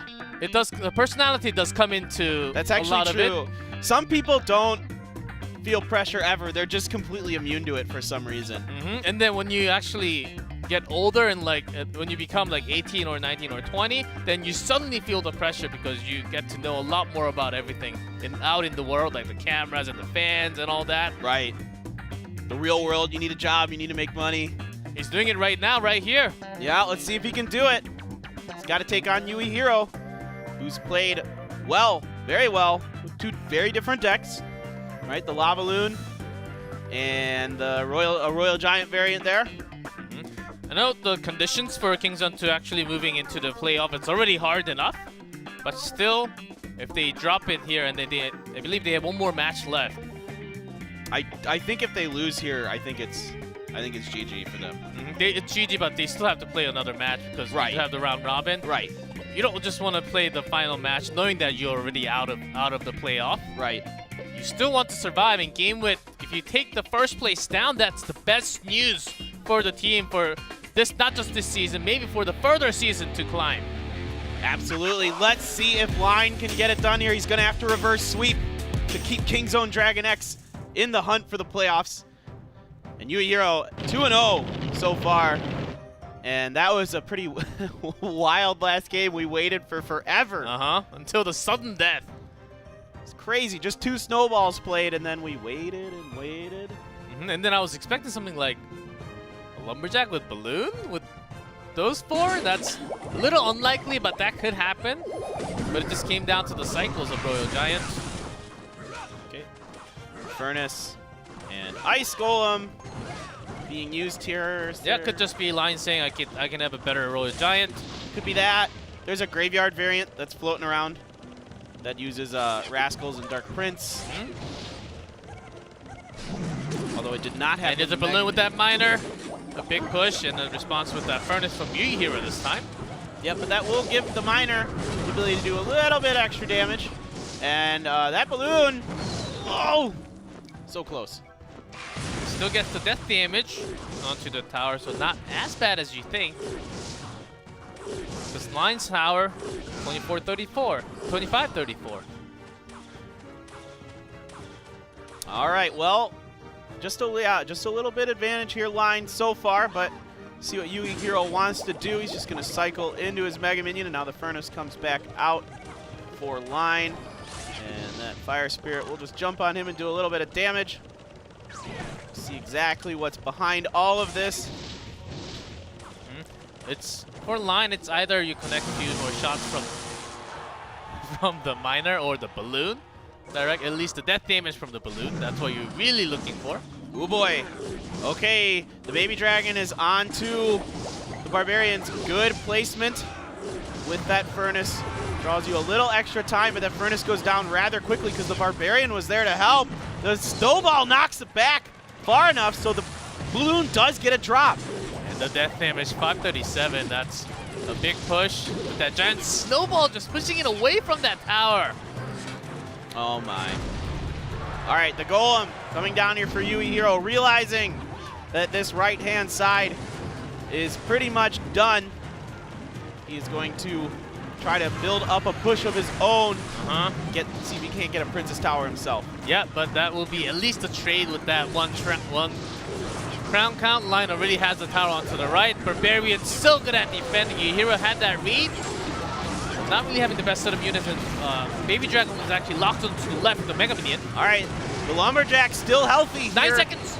He's got the Ice Golem. I don't think you can do enough damage. I just don't think it's available. With that giant Snowball. Oh my God. The delay is real, and without that giant Snowball, that was going to be tower down at least. Woo. Woo. That was so close. One more second was all it would have taken.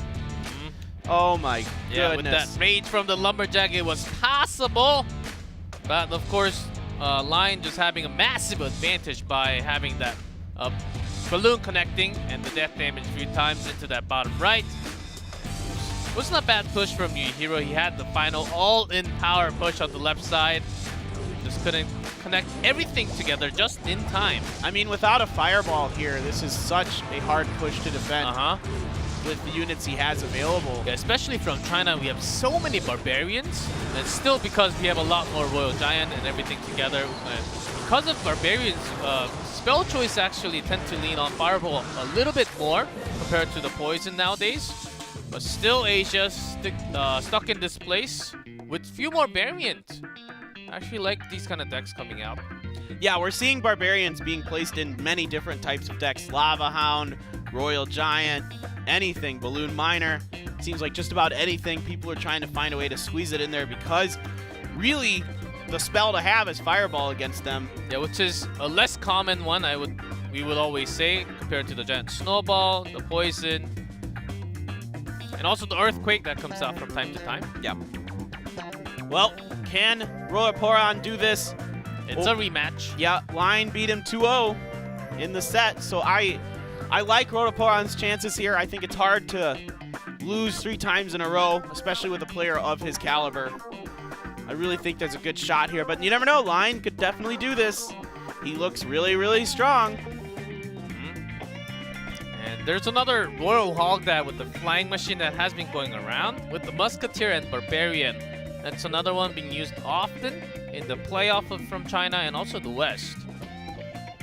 So there are so many decks viable right now in the meta. I just love it so much. It's just insane, the amount of decks that you can bring. And guess what those decks have all the time? Bar Barrel, Giant Snowball. We can't forget those. One of the two, or usually both. But Line stopped the streak of Yu Hero. But he's gotta really put himself on the top. As he still has 2 more opponents to beat. First one will be Rollaperon. Oh, first one was Yu Hero. Second player from GameWith. Rollaperon is up now. All right, Barbarian Barrel, counter the Furnace, but there's a Mega Minion. See that often here. Dark Prince from Rotoporon. See exactly what's going to be hanging out behind that this time. Of course, nothing really revealed from either player as to what's going on behind all of this. Rotoporon, is he going to stop these Fire Spirits? Is he going to let... Okay, he will not let the damage go through. Musketeer again. Yep, and there's Sparky. And a really big Sparky there, but the Royal Giant right away onto the right side. Hunter in response, and the Barrel is the one that can lead it. Some slow from the Giant. Snowball. 2 shots from the Royal Giant there. So it's not the end of the world.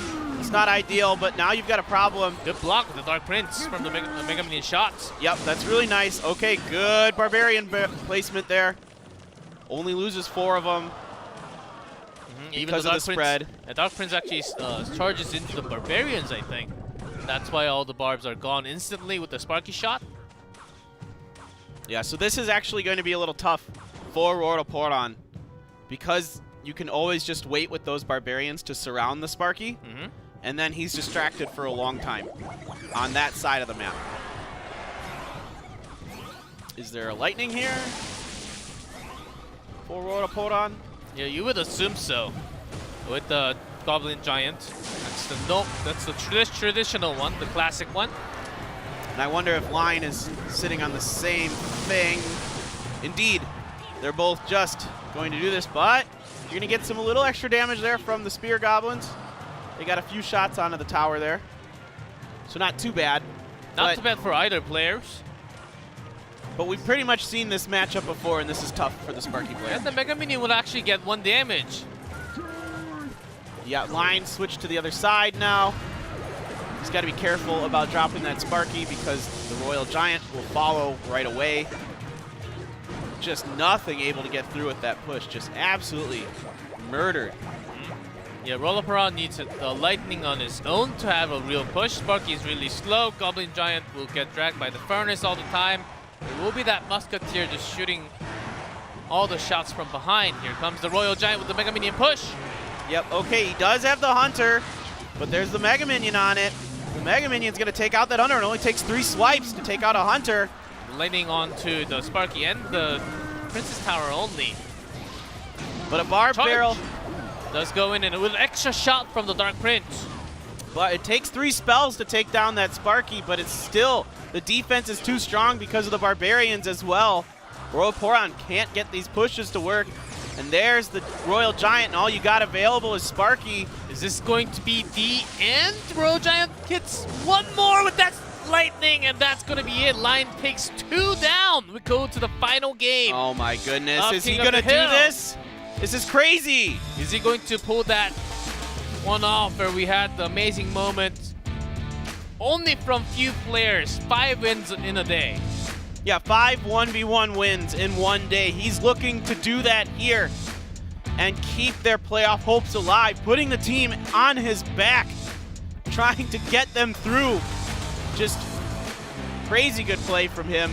But this is a really, really tough matchup for the Sparky player. We've seen it twice today where the Sparky runs in to this Royal Giant deck. It's okay. if the opponent doesn't have lightning, but with that lightning, it just mini stuns Sparky all the time. So much damage, and with those set of barbarians, even just with that bar barrel, Sparky does get deleted.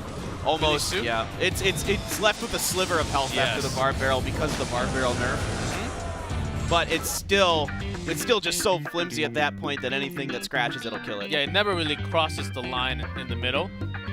That's the real issue. 2-2 tied. We have Yakitori. GameWith his last remaining hope. The hope of light. Balloons? More balloons? That's what I'm feeling. Feeling more balloons here from Yakitori. I think that seems to be working well. We've seen the balloon decks basically win every time they've been brought with these particular bands. Yeah, so far, even with the patch, not the biggest patch, I would say. The biggest patch in the recent one was the Dark Prince one. I think that really changed up the meta, and so far we were staying with this one. The Rascal change didn't really change too much, and the Barbarian Barrel, for competitive level 9s, it's about the same. Yeah. It's pretty much the same. It still kills the princess. And arrows! Never mind. You might see it in 2v2. Maybe. Every once in a while we see it in 2v2. Because if you're worried about something air heavy or something like that. Or something like that. Yeah, which doesn't happen too many times. No, we rarely see it. E-barbs? Nope. No. Nope. We said we wouldn't see wall breakers. We did one time. Just once. It's the final game, though. Do you risk it all? I don't know. We will see what Yakitori wants to do here. What exactly he's thinking of bringing. And Goblin Cage will be available from the playoffs, not until next Thursday. Right. So we won't have the Goblin Cage until then, but we haven't really been seeing it in too many of the Grand Challenge decks. Nowhere. A few people used it like right away when it came out, but it really after that just faded. Alright, so Musketeers being dropped by both players here. A Bandit and another Furnace for Line. Line really likes the Furnace. It has been his go-to for all of his decks pretty much. Might just be a similar one. Yeah, that Royal Giant. I think he really feels it right now. The reason why we see Royal Giant so many times is because it's good. It pushes, and it does the damage. Eventually brings the tower down oftentimes, especially with that lightning. This pairs up so well right now. Yeah, absolutely. Lightning is so crucial because of the prevalence of Inferno Towers, and even now Sparkies. And so, much to the chagrin of a Sparky player like myself, I hate Inferno Tower. Go away. Please stop using it. But Yakitori should have an answer against this deck. Let's just use, here comes the P.E.K.K.A. Great spam.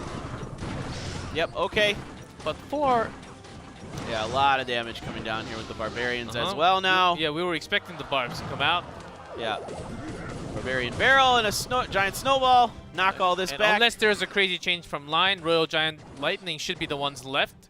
Yep. If it's the same deck from the last game. Yep, there we go. That is exactly it. And it's the Ram Rider, which is going to, I believe it snared the Royal Giant. First so one did hit it, but still connecting the shots into the tower. Oh my god. Three shots. The Ram Rider's going to get through. The Giant Snowball helps. So, and now you got the Baby Dragon on there as well. That's actually quite a bit of damage here for Yakitori. Having a great answer, the Ram Rider, to slow down the Royal Giant. He's stopping it from doing all the attacks.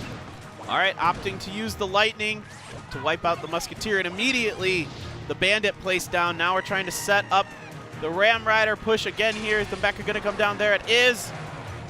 And this will lead the charge here, but there is those Barbarians. Do we have an answer for it available?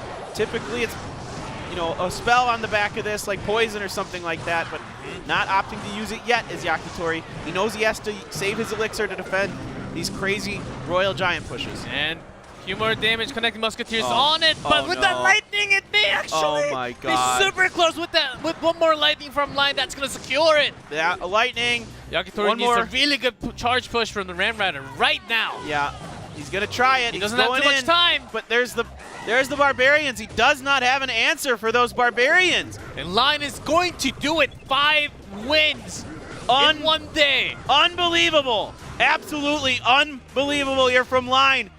Putting everything he has into these games and saving Kingzone Dragon X from elimination. They still survive. 1 life left. But when you have that 1 life left, you're trying everything possible. And Line, what a player that we have. Wow. If he was born like 2 months earlier, I think he could have literally saved Kingzone. Yeah. Yes, he is so good. He's really, really good. He's at the level of peak of top players of at least Clash Royale League Asia. Yep. This is quite the performance we just saw here. What a pleasure to watch that. You can see some heads on the desks for GameWith. They know they were so close. They were so close. They won the first set. Then they lost the second set. You got roll report on going into that second set. And if you're GameWith, you're thinking, all right, yeah, we got this. We're going to be the top team out of our group. Yeah, Nope. also, yeah, that's the final part. But still GameWith, they're pretty up there. That Group A. Archer shot. Shooting that arrow into the next match. And the game doesn't end yet. Detonation Gaming versus OGN. Be hyped, because there is a reason to be hyped for the next match. See you guys soon.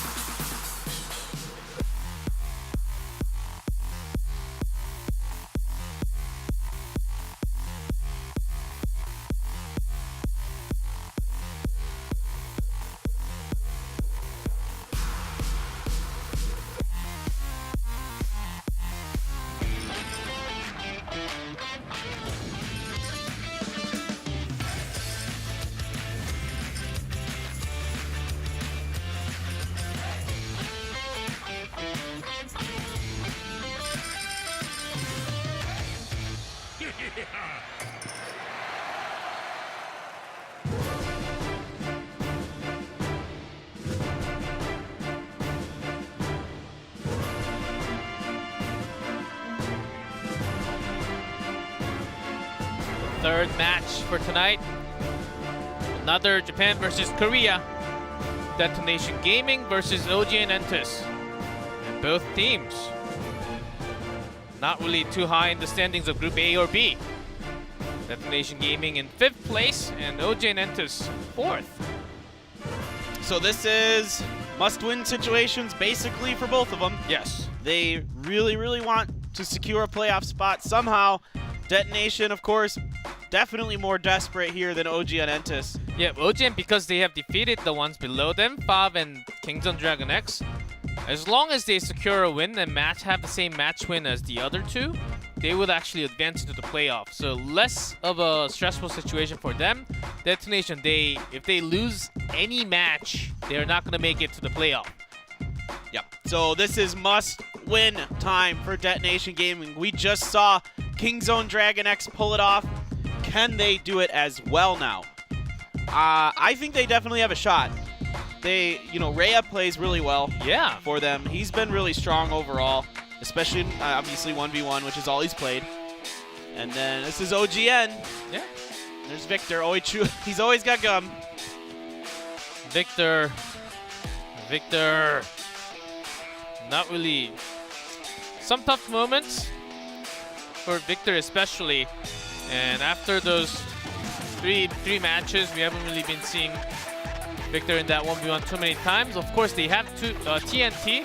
Main story was they were putting TNT into that 2v2, having Victor in that 1v1, and which was having better results in 2v2. But Victor was dropping a lot of 1v1, so there was another problem. So they were just saying, okay, let's just change it up, have a different 2v2 pair, and then have TNT play that 1v1 for the team. Yeah, TNT's been solid in his 1v1 sets. He's 2-2 in the sets, 5-5 in the games, and he's 5-3 in his King of the Hill games. So definitely seems to be their strongest 1v1 player they have available, for sure. Haha! See you later, Paper Thin Sparky fan. And Royal Giant, they banned my deck. The Royal Giant, because Rhea played Royal Giant 8 times already. Yes, he loves it. It's a snipe ban basically. And Sparky, because we were having a lot of heavier decks, not just Royal Giants, we're seeing a lot more often golems compared to before, and that's the reason why we're having the Sparky come out just slightly a little more compared to what we had before. The reason behind all that Sparky ban here. Yeah, definitely want to get rid of that Sparky these days. It's become a very powerful deck. Even with some of the nerfs. Even with some of the nerfs and the other things that have been. No, I'm talking about nerf Sparky. Oh, nerf Sparky? No. Why? You threw me off there. I'm like, nerfs, and then I was gonna make a thought, and then I'm like halfway through my sentence, I'm like, what am I saying? No, don't nerf Sparky. Leave it alone. It's in a great place. Almost got you there, but love the Sparky deck, and that's not the only one where Hunter goes in. Hunter does fit into some weird deck, like the Hog deck with the Hunter instead of the Musketeer. That has been coming out from rarely, but still. Love the placement of Hunters. I wish we would see Hunter a little bit more. Yeah, it's just so rare to see Hunter outside of that Sparky Goblin Giant deck. It is so rare. But you're right. There are a few here and there that do like to use it. Yeah, Detonation on their mark with that Tornado ban once again, because this duo actually tries Hog Riders 4 times in that 2v2. And the reason why you're banning Tornado, highly likely Hog Riders once again. And OG and Entus Thunder 1 Crown should be knowing that for sure. Right, for sure. So definitely looking to keep that at bay. Yeah, and a great counter will be just the Ram Riders, snaring them, making sure they don't even get close to it.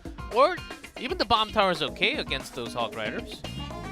Yeah, Bomb Tower is just fine. Yeah, you can definitely bring Bomb Tower, Inferno Tower, whatever you want, and it's all going to be okay there. Let's get into the first game here of our 2v2.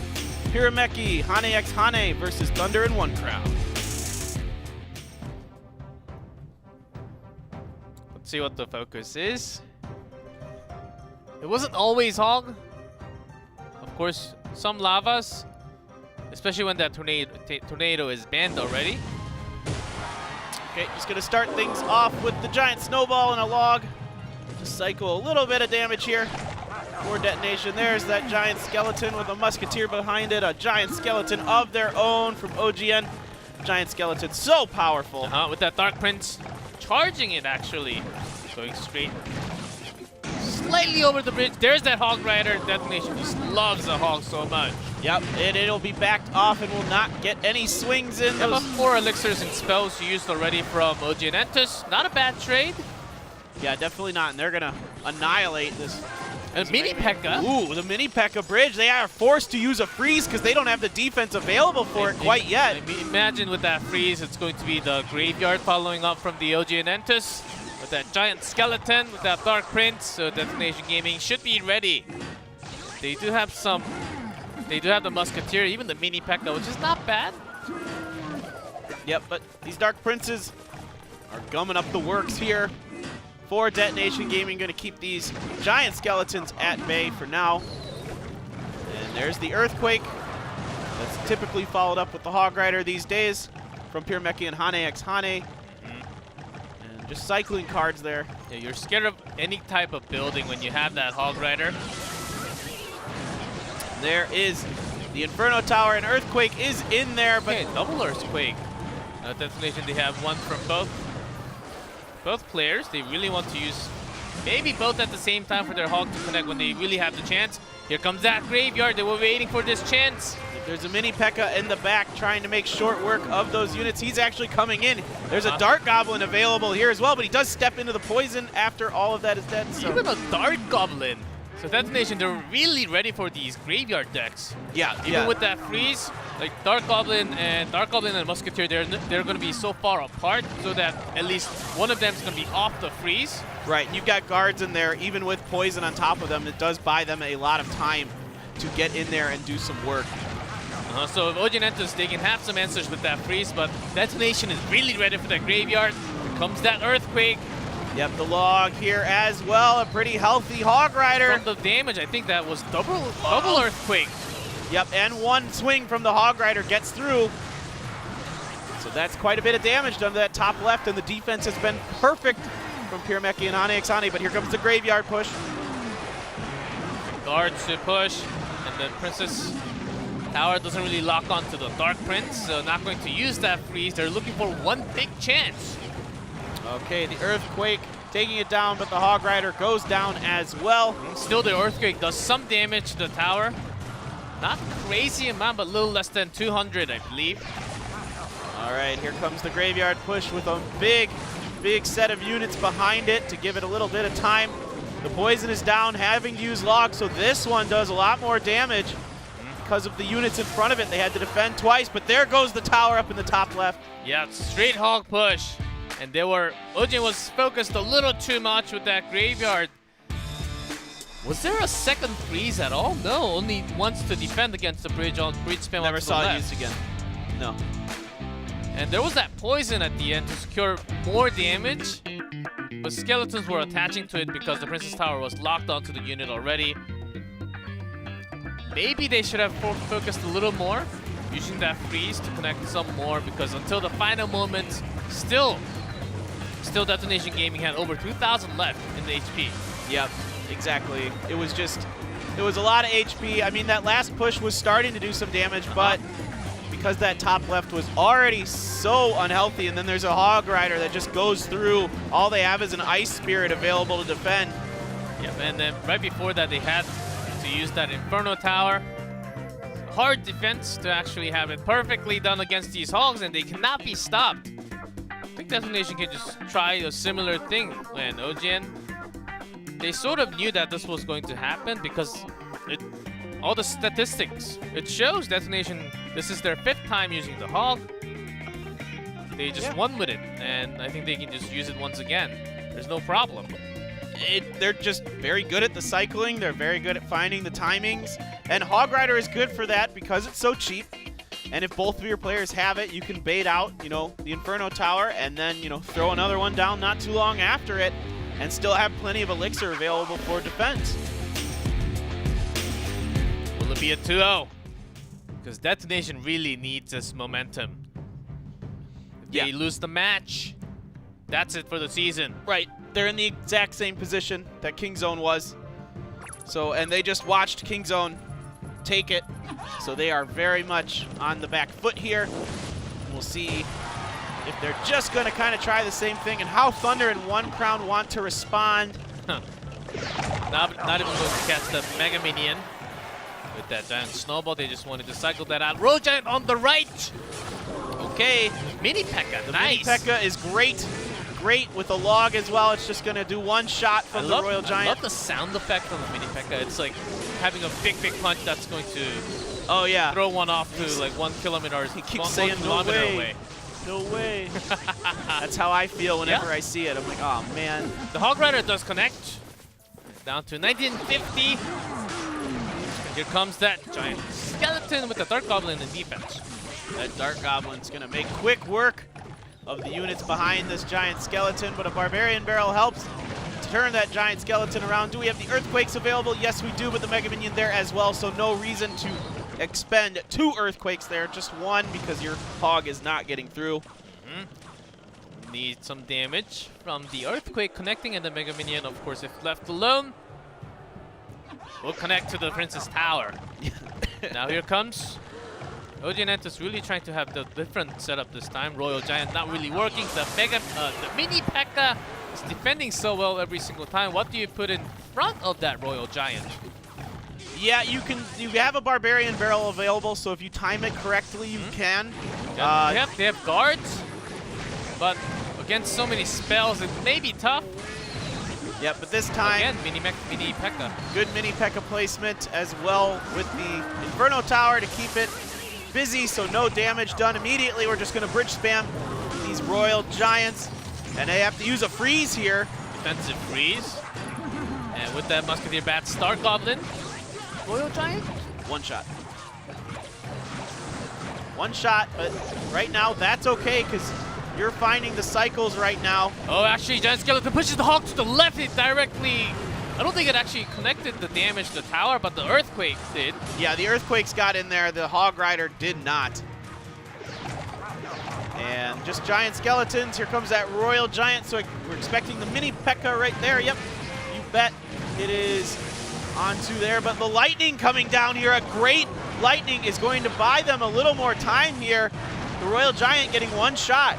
And then Log just pushes the giant skeleton away from the tower so it doesn't connect any death damage. Yep.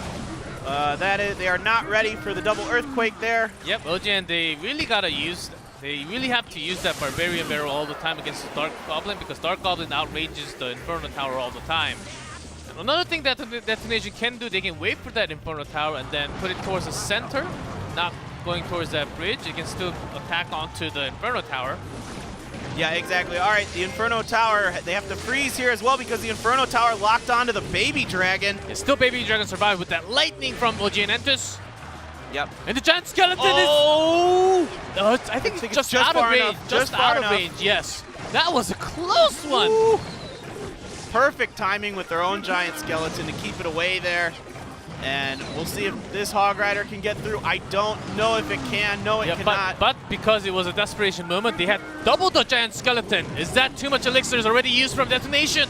Oh boy, I think it is. Yep, this is a very healthy Royal Giant. He's gonna get one more shot or something else. Well, the Mega Minion, I think, hit it there. That is a win here, so they turn it around. Those kind of moments are the ones that really challenges your teamwork and communication between the two. When one was actually just enough to drag it away from the tower and then have a push. You don't need both at the same time unless you have something else in mind with that double push. Right. You just had one extra giant skeleton which you never used before, and it was blocked perfectly. Even the Hog Rider against the Inferno Tower, Ojin was ready for that push. Yeah, exactly. Look at this here. It's exactly what you're talking about, and that's a lot of elixir being lost at that bridge. And then your Hog Riders, the pathing for it is funky because it's got to go around your giant skeleton, and the bomb it drops as well. And that slows it up a lot, and therefore it's not getting to that Inferno Tower as quick, and it's taking a lot more damage from the Inferno Tower. Yes, and Detonation, they were lacking elixirs to put down extra units. Like the Dark Goblin, they had all the time against the Royal Giant, the Bats, and so on. It was a little late of Inferno Tower also because they were lacking elixirs just a little bit. Yeah, I think you just need one giant skeleton if you're Detonation Gaming in either of your decks. And yeah, that was the moment that OGN really knowing the timing. Okay, they used a little bit more. This is our time to push. We just get one tower, we win, and run away with that. So 1-1 tied in set scores. Do you think OGN should just stick to Royal Giants and just continue with that giant skeleton push? It looked like they had a pretty good handle on it. I don't really think they need to change it in this situation. Yeah, for sure, the Hogs from Detonation Gaming is sealed. Yeah, it feels like that's the case. And even if it's not Hogs, you're not too worried about much else. I mean, Royal Giant Skeleton can do pretty well against most decks if played properly. There isn't. It's a pretty well-balanced deck, so it's a good go-to. And if you feel comfortable with it, you got the rotations kind of figured out in that first game, maybe you can keep it going. I mean, of course, with the timeout, though, you know, that gives Detonation a lot of time to think about their counter strategy and what they're going to do to go against it. I mean, will we see something even heavier coming down here? I don't know. Maybe. Yeah. Yeah, no tornado is letting us think about all these heavy pushes all the time. Even without the tornado, they can pair it up with freeze. That's another spell pair that we have been seeing a lot with that giant skeleton. With that music cue. Game number 3 of set 1. I mean, what's weird is Detonation Gaming already has one of the counters that I like against Royal Giant Skeleton, and that's Mini P.E.K.K.A. Yeah. So let's see what they are going to do here. Double Mini P.E.K.K.A. Yeah. Yeah. Mirror. Yeah. Clone. I'm down. Heal. The more crazy, the better. Heal. Oh boy.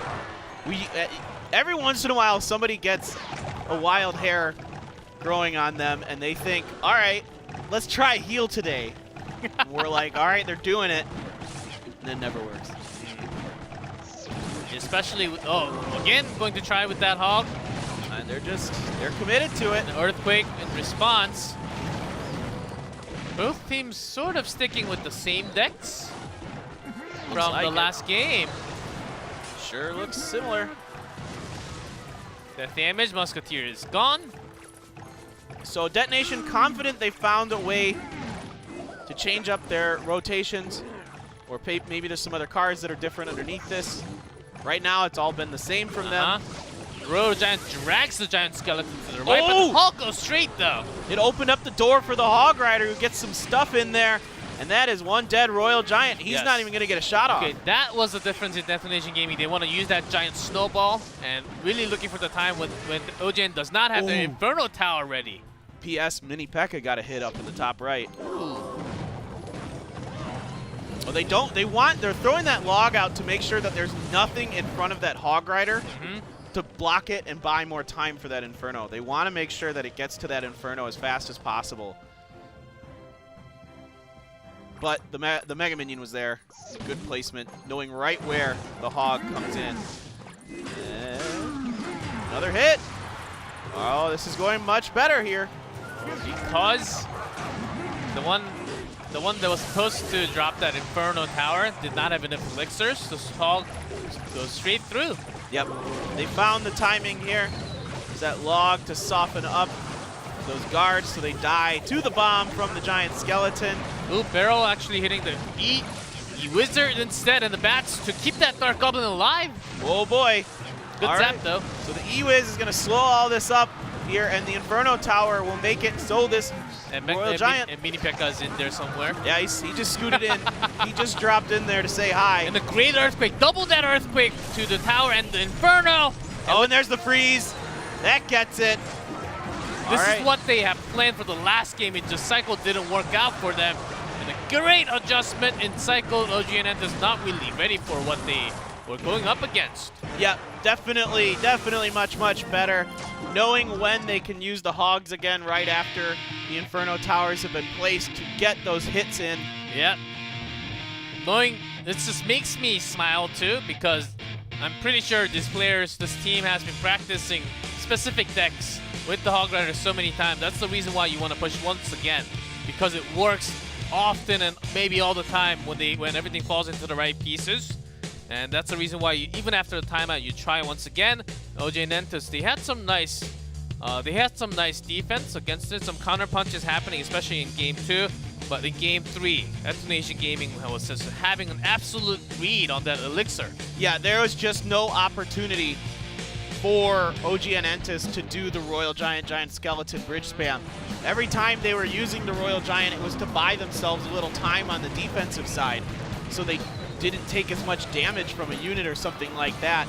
And then by the time the Royal Giant's crossing the river, their elixir is built up, they're able to mount a defense, whether that be with Mini P.E.K.K.A. or Inferno Tower, and that wins you the game because you need those Royal Giant shots. And the freeze. Yep. And defensive freeze for both, and the well-timed freeze to secure the final. Okay, Game 2.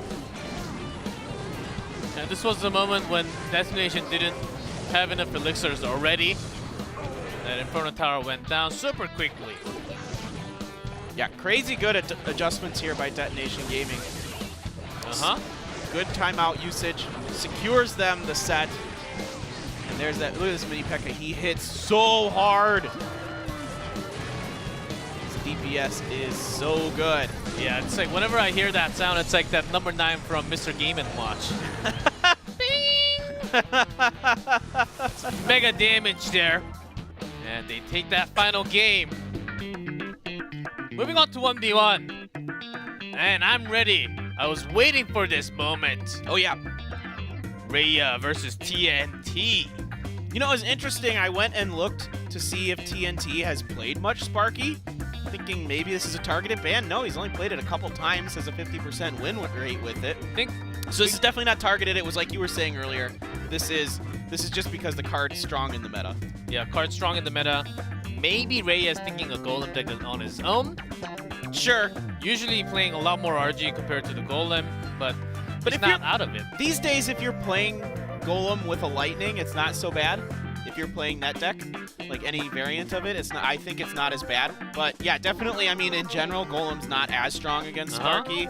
There's some crazy ones out there. The usual one, Graveyard Bowler, that we haven't seen for a long, long time. Oh yeah, he likes the Bowler. And Bowler's, like, in a surprise, has been making some appearances, even in Asia here. And Three Musketeer Battle Ram has been played a few times also. A few more times than what we have been seeing from Asia also. So there are a lot of possibilities out there. Sparky's good against that deck. We actually have somewhat of a different meta compared to the other regions, but certainly there are chances of any of these players to use it. Let's go in Rhea versus TNT. Giant decks are pretty weak to Sparky sometimes. Oh yes, because Sparky does splash against the units that are pushing the giant. Yep. But the skeletons here for Rhea. See what else is paired with that. Opens up a lot of doors. And there's a Mega Minion. He swipes down that Barbarian. Ice Wizard from TNT here. Ooh. Ice, baby. You're going to see a Graveyard with it, or a Royal Giant. Poison makes me think Graveyard. Just a little bit more, but still too early to tell. Yep, there's that Giant from Rhea. Tombstone. Could still be like Lava Hound as well, actually, but there are a lot of there's ones a lot. that TNT could also be pushing. Yeah, like even with that ice, it could still be the Golem. Yep, that's true. Yeah, just the Giant pushing, as Rhea doesn't really want to push on this really far, as there is that Tombstone already buying so much time. Yep, Snowball knocks the skeletons off, but it's not enough. The Giant is taken down before it gets to the Princess Tower, so no one punch for that man. And the Ice Wizard will slow up the Baby Dragon, take a shot himself, and try to come across, and there's the Prince. Coming in with that Giant now. The real question is it the Double Prince variant or something else sitting around there? Dark Prince. This really makes me think Graveyard.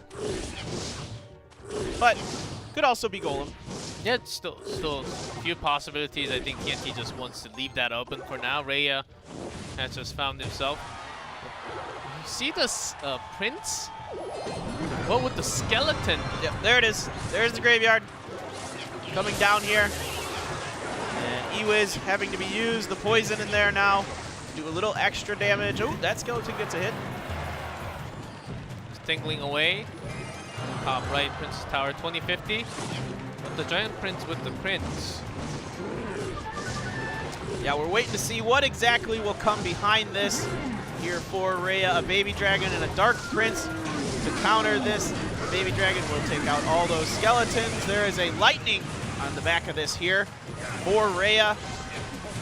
And a good snowball knockback actually keeps the Ice Wizard further away from all those units.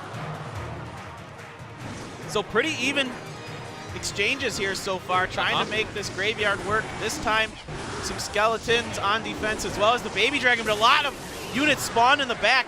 He has to use the E-Wiz here to clean that up. Yeah, this Princess Tower, it looked like she was hitting the bottom, but she was actually targeting the Baby Dragon.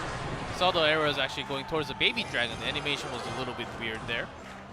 Yeah, and there was a big clump of skeletons that spawned on that bottom as well to make that even worse. That's why you bring the Baby Dragon or the Dark Prince here, to make sure that Princess locks onto one of those units. Skeletons survive and connect the damage. There's that offensive lightning from Rhea. He wants to really go. Really good lightning.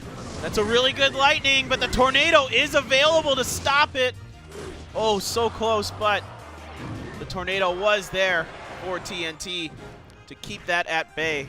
What a close moment. Of course, a lot of those units were not 100% HP. They were hurt. I thought they had some chances of reaching the tower. Great pull with that tornado. Yeah, he's having to use this poisons defensively right now because of the rotations that Rhea has found himself with now. Oh, great giant snowball, though. That's going to let that 2 punches. Giant get that few punches in. But here comes the graveyard. Already ready with that defensive skeletons from Rhea against the graveyard, buying some time. Yep, snowball as well should buy him just about enough time. Yeah, Rhea knows that this game might actually go all the way until the end of overtime. He wants to save up every little damage. Absolutely. Does take a few skeleton hits in there, but not too many. Still above 1,000 health. And these Baby Dragons plus the Mega Minion kind of just trade. Little damage here.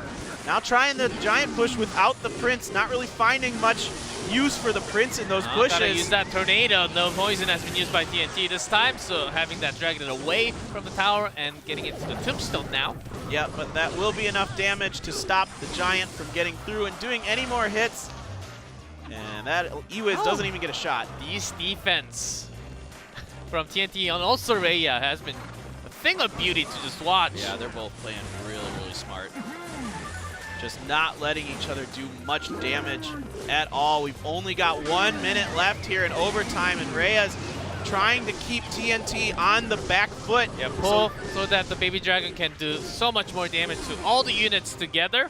If he can keep those Baby Dragons and Dark Princes on the other side of the river, he has a really good chance here because it makes it really hard for TNT to get a suitable graveyard that he would want down. Got some poison value, but not enough of what he actually wanted. That E-Wizard actually went out of that poison to attack onto the Ice Wizard. All right, there has to be something here from TNT because the lightning could end up being it. The poison here as well. Tornado to back all this up. And he wants that maximum value from the poison. So there's that slow coming out from the Ice Wizard. Oh my God. One HP off! 1 HP! 1 HP off! Is this real? There's that poison! And TNT is going to take the game. Oh my God. What is going on today? Yeah, even without the poison, TNT was winning by 1 HP, but just in case there's something flying in the air, like the giant snowball or something like that. What was it, 665 and 666? Yeah. That was the... Oh my goodness. That was absolutely wild. Literally 1 HP. 1 HP. That was all it was. 1 hit point apart. And look at TNT. He looks like it's just another day. Another day at the office for him. I'd be flipping my lid, man. I'd be absolutely going bananas on stage. The moment the cameras go off, you'll throw. Throw all the stuff off the stage. It would just be me just doing crazy stuff, fist pumping. So the comeback from Rhea was actually really big, especially the 2 punches from the Giant. It almost made things happen with the lightning even connecting into the tower. Yep. And just enough time there for TNT to withstand that. The snowball was not available So Rhea narrowly losing that game. Yeesh. Oh man, this is like somebody. This has just been such an interesting day because we've had so much weird stuff happen. A 1-point difference win. We had that game where they waited until basically sudden death to do anything. Yeah, both teams really needing that one-match win. Detonation got that first set, and with that first game down, Rhea needs a really big comeback for Detonation Gaming. Can he make that happen? Whoa, we moved on to King of the Hill for some reason on that score sheet. Never mind, guys. We're still in set 2. Yeah, this is set 2. that's really weird. With zeros in the middle. Guys, stay tuned. Stay focused. Good thing I caught. Okay. Hog Rider. Hog cycle with the archers, of course. But the Inferno Tower. So Rhea Earthquake will be the timing that he's really looking for. Yep. And then we'll see what else TNT has with it. The Rascal's here. So probably some kind of minor shenanigans. He just accidentally activated the King Tower. That's a big time mistake. That is a big... That is... Oh, balloon Too big of a mistake and a balloon along with that minor. Yep. But there is that Inferno Tower and defense from Rhea. That's not good. Yeah, balloon not gonna connect, but still the minor. All right, well, Rhea's still in it though. There's still a chance, but that makes it so much harder for that Hog Rider. Yep. If it was like something like a Sparky, it doesn't really matter because it's out of range of King Tower and it just does one. So the unit that does like one big damage at a time, like the Mini P.E.K.K.A. or P.E.K.K.A., it doesn't really matter too much against the King Tower activation. Yep. You can This matters a lot. Look at that. King Tower, both Princess Tower locked onto the Hog Rider and he's gone. Yep. This is, it's going to take some crazy, crazy good play from Rhea to do this. Gotta go up against the balloon all the time. Archers do come, but the minor already doing about 400, 500 damage. Oh, and he's just free to chip away. So much damage being done by this minor. From just 2 minors, basically. Yep. Down to 15, 18. 800 damage. Just crazy. I don't know what answer Rhea has. He's going to try it. With that Ice Golem, it can help. The defensive Inferno Tower. And that's so far away from that Princess Tower, so Rhea can't even use that Earthquake. Yep. Rhea's trying to find something. So he needs that Earthquake with that Bar Barrel to stop that Inferno. Right. All right, here comes the Inferno Locks Tower. onto the minor this time. No. That's bad. He has to use that giant snowball to get it to back off, and the archers as well having to come in to prevent the drops. I heard the Hog Rider somewhere, but it's already gone. I heard it, and then it disappeared. Yeah. Having that minor instead of that balloon, making sure that Inferno's gone.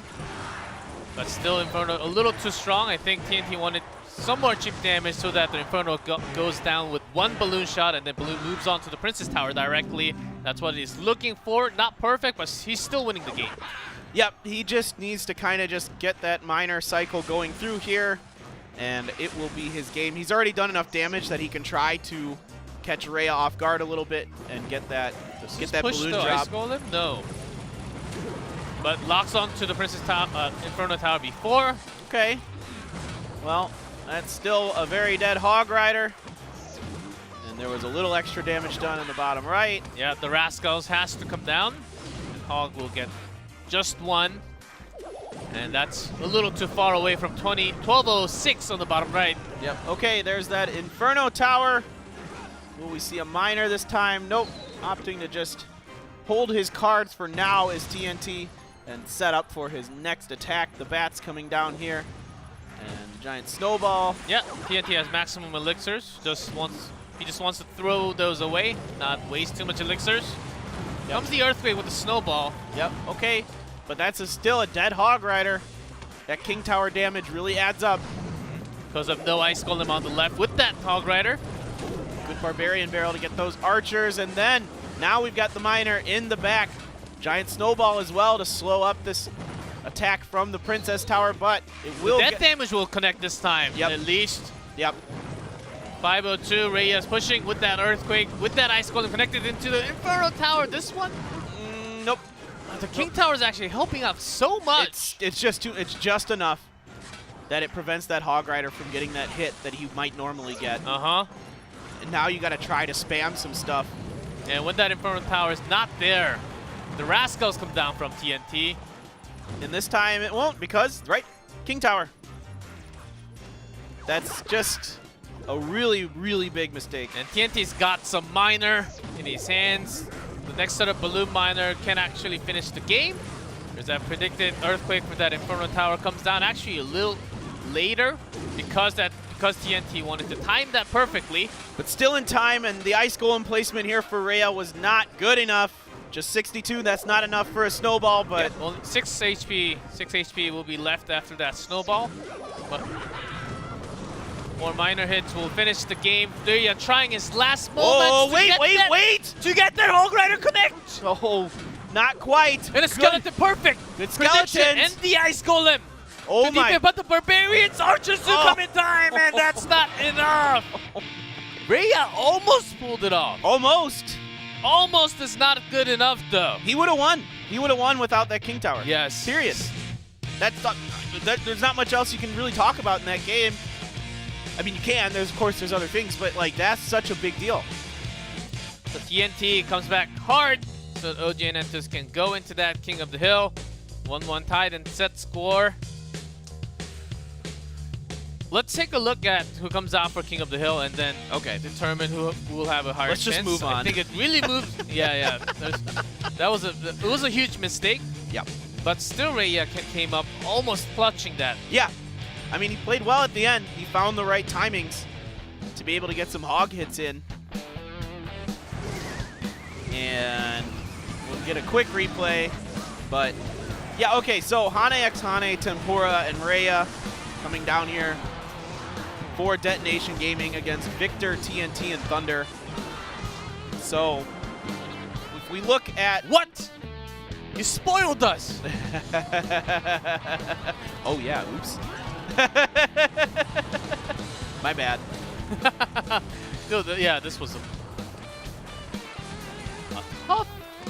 tough game. I think this is one of the hog hits, yeah. Just the Rascals, yeah. Yeah, the King Tower was cutting down on the second shot or the initial shot from the hog so many times. Right, and the predicted Earthquake there is big, but because of that King Tower, that extra shot takes out the Hog Rider before he gets that second swipe. That's all it is. Yeah, we're all human. All right, I spoiled it. We're not perfect. There it is. But I didn't say the bans at least. Yes, exactly. Tornado Ban and Royal Giant. Always, of course, leaning a lot more towards the cycles this time. Still Lava. Lava Clone, we've seen it a few times last week. Not really happening today at all. And I'm expecting whenever there's a Tornado Ban, especially for 2v2 and also slightly for 1v1, I expect a lot more Lavas to show up. Lavas, Miners, a lot of that kind of thing you tend to see a lot more of because they can't drag your Miner into the King Tower. So it opens up a lot of doors for that deck. All right. King of the Hill time. Hane x Hane versus Victor to get things going for us. Interestingly enough, Victor hasn't won a game in 1v1 sets, hasn't lost a game in King of the Hill. What does that mean? What does that mean? What does it mean? I actually don't know what that means. I don't know either. Because King of the Hill, not too many games, just 2 games straight against King Zone. Yep. So that doesn't really prove him too much. I think we're supposed to look at the 1v1 set score a lot more. Yeah, Hane x Hane has only played 2 games in King of the Hill, and he lost both of them. However, it was against KK and Yugi Art, who are 2 very strong 1v1 players. So we'll see if he can maybe find himself his first King of the Hill victory here in our 2019 Season 1. And up against him, Hane x Hane plays crazy amount of 2v2 for Detonation. And Royal Giant, with that Royal Giant ban, let's see, I think we have a lot of other options like the 3 Musketeer I talked about already. Yep. Royal Hog deck is slightly getting some popularity. And even we can just go back to the Minor Prince Poison deck that's always strong. And Dark Prince is actually allowed here, so we can just go with that Double Prince Giant, Double Prince Golem. So many decks in the meta, I love it. Yeah, it's just crazy, everything that they can bring. But no Expo. No Expo, but we could have Spark. Well, let's see if that Collector comes out at all or not. First game of King of the Hill, Victor versus Hane x Hane. I mean, with how much lightning we've seen, it's like scary to bring out. And also Earthquake, the chance of earthquakes. Yeah. And even Poison's pretty bad against it. It just cancels out. Yep. Yeah, with the amount of focus from the spells, there are quite a lot of. Compared to a long time ago, we have a lot more decks with 3 spells. Yes. 3 spells plus Barb Barrel. Yeah, exactly. Because Barb Barrel is kind of a unit in a way. It's a spell. I know. But a spell turning into a unit. Yeah, exactly. It's both. Giant Skeleton. Whoa. Did he forget to change his 2v2 deck and play 1v2? That happens to us all the time. No, he did not. This means... And Tornado is the one being banned. Okay. He did play this in 2v2 for sure. The Giant Skeleton along with that Hog Rider? Yes, he did. And Tornado was banned on that 2v2 too. But he doesn't look concerned. Oh, Ram Rider push with the Lumberjack. Boy. Instantly, Oh Skarmy. Ooh, Skarmy here. Raid response. But the Lumberjack. Oh no. The bats are there, but that's still a lot of hits. 4 straight shots into that Princess Tower. The Ewiz survives. He's going to get Barb Barreled. And he goes down. So that Skarmy, Victor now knowing that, the Giant Snowball will be just predicted and thrown all the time. Okay. Even the Ram Rider does counter. So Victor has 2 ways of countering that Hog Rider. One is P.E.K.K.A. Yep. Second one is the snares from the Ram Rider. Yep. So exactly. he can actually control the cycle somewhat. Yep. All right, Inferno Tower here will at least help deal with this P.E.K.K.A. There's the lightning, just to do a little extra damage. Oh, that P.E.K.K.A. is very healthy. There's the Skarmy. Which he didn't want to use it against this P.E.K.K.A. Yes. He's supposed to wait for that Ram Rider Lumberjack push. Right, exactly. But he's got a Giant Skeleton and an Ewiz here to slow up the charge and, in fact, prevent the Ram Rider from doing any damage. So he's got an answer there for it as well. Now he's going to try a pretty big push here with this Giant Skeleton. Yeah, great choice with that Earthquake doing all the damage to the ground units as well. Hog Rider does connect. I mean, if it wasn't for the Skarmy, you could have convinced me that he forgot to change his 2v2 deck. It's totally possible, but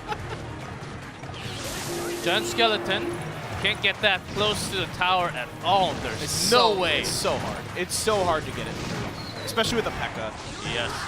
But there's also a chance. Of course, the bottom right is the one that's damaged, but Victor can change things up and suddenly just go Lumberjack Ram Rider onto the left. Yes.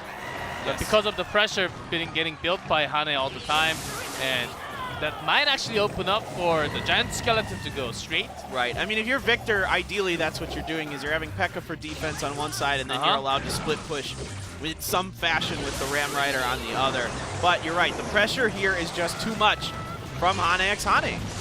P.E.K.K.A. locks onto the Giant Skeleton, the Hulk gets pushed, and a very nice spell in a way. So Victor actually gets really great defense. Great placement. Great placement with that spell. Pushes the Hog Rider around the P.E.K.K.A. The Giant Snowball is so strong. Yeah. It should be like 4 elixirs or something. Maybe not 4. They did say there will be a nerf coming to it. I'll be curious to see exactly what that means. Remove the damage on it.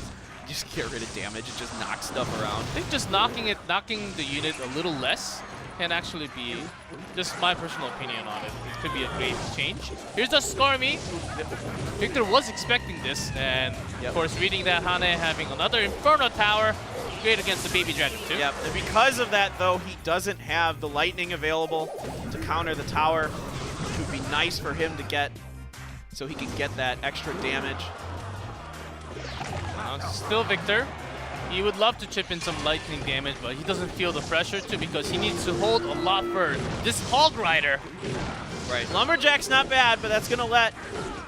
Oh, good. Snowballs again here for Victor. And now he's got a scary big push. Ooh, but he Ram Riders here. He's using the barb barrel. Okay, this And Ram good Rider. flare. Cancels the charge, but the E-Wiz spawns. Oh, the Great Lightning does remove a lot of units from Hane x Hane. Snowball. Okay. Okay. Just a couple. If you could cycle 2 more lightnings, that's all you got to do if you're Victor. And Ram Rider has been really scary compared to the Hog Rider from Hane x Hane. It's a little more than. No, it is 2 lightnings. Yes, 2 lightnings is good. Yeah, it's 307 for that. Yes, exactly. Barb barrel. A little too strong. He's getting through them. Oh, those skeletons. There's one. Yeah, Victor knows it. Hane is looking for. Got the Inferno Tower available. So he's got the giant skeleton. We're just waiting here. Hane needs a hog hit and the death damage from the giant skeleton, and that's not going to happen with the P.E.K.K.A. here. Yeah, no way that P.E.K.K.A. Those two are actually blocking the Hog Rider to go through. Oh my god, he can't get through them. They're too fat. Oh my god. Too great mass. There it Wait. is. Final lightning to secure Victor. Pretty strong in King of the Hill for sure. You're right. Yeah, he's not losing apparently. Apparently this is where we should just always have him. He's a strong player here. I mean, obviously, you know, now with the new rule, with foreign players being brought into these teams, I'm sorry, I shouldn't say foreign. Out of region players. Out of region. Yeah. We're also foreign. Yeah, yes, exactly. Exactly correct. And now that you can do that, they're pretty much limited to 1v1. So it's nice to have him available in these King of the Hills and get a lot of wins for this team. Yeah, the giant snowball from Victor against those Hog Riders coming all the time. It has been near perfection every single time. The reason why he wasn't really using that giant skeleton because he needed that against the Hog Rider, and he also had the barb barrel to delete all those skeletons. So he had all the right spell choices, along with that lightning chipping in some damage into the tower as well. It's a great deck choice against Hane. It almost seemed like Hane was having that 2v2 deck, and we all have those moments as we think we're playing 2v2 and then we select the deck for 2v2 and then we just slip into 1v1 with level 9s and 10s and 11s. I'm always doing other stuff, or I'm like building a deck for a specific challenge or something like that, and then I go back to my screen, I'm like, I want to play some 1v1 now, and I'm like, and I hit the button and I'm like, oh, I didn't change my deck. It's too late. It's too late. I'm going to lose a game. Comes back to Tempura for the second chance of detonation in this King of the Hill. Rhea's also waiting. Let me just flip my sheet and see. Tempura's 3-4 in King of the Hill, and he's the only person to beat KK. So this guy's pretty darn good at 1v1s, but King of the Hill hasn't been the best for him, 3-4 overall. So looking to see if he can turn it around for Detonation and save their season. Yeah, Tempura had lots and lots of Lumberjack Balloon Push. And with that Miner coming in hot in the middle sometimes. So Victor should have a really good idea because Tempura just loves to play that Lumberjack Balloon cycle, which worked not too many times, but about half of the time he has tried that for 1v1. All right. Well, we took a timeout for Victor here so he could really get prepared for this next matchup. I think OGN feels pretty confident with TNT coming up next, so they want to see if they can coach Victor into one more win for them and really put them in a very strong position to take this game and give them a needed win to keep themselves in the hunt for a higher spot. Great amount of pressure for all the players who's on the stage today. These few games made just having a big result of going into the playoff or not may affect your career, may affect your future in a big way. Yep. So it's a pressure moment where the real star actually comes out from. Right, and we see some of these teams fold after not doing well in Clash Royale leagues. You know, like we're missing AHQ these days and some others that we've seen in the past. And now some other teams are stepping up and playing quite well this season. Some new stars are rising, but who will win this one? It's Tempura versus Victor.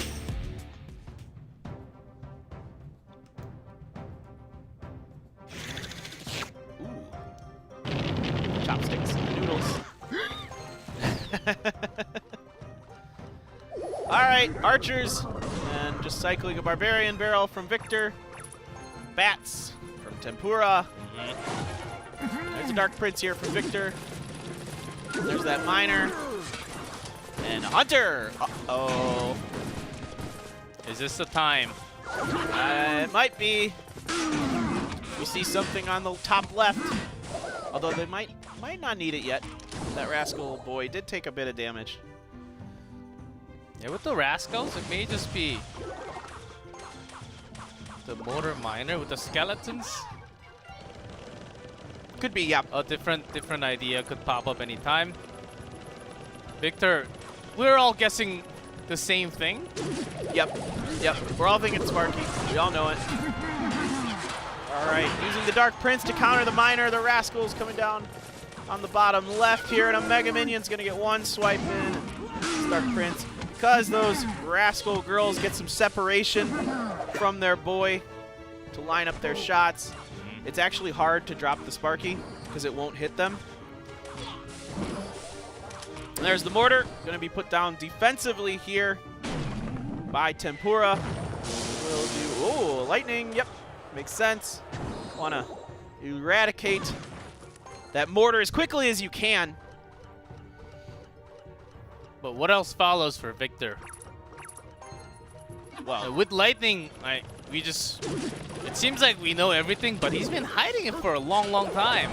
Yeah, just thinking outside of the box for a moment. Yeah, it's most likely it's. Ooh, bats and archers are going to connect. Ooh, that's a lot of damage. 100. There you go. Now we know what this is for sure. And the Sparky. 100%. All right. So let's see what he's going to do. It's the defensive mortar here that is within the range to kite that Goblin Giant. So it starts heading that way, but the lightning right away to weaken it up so he only gets one shot.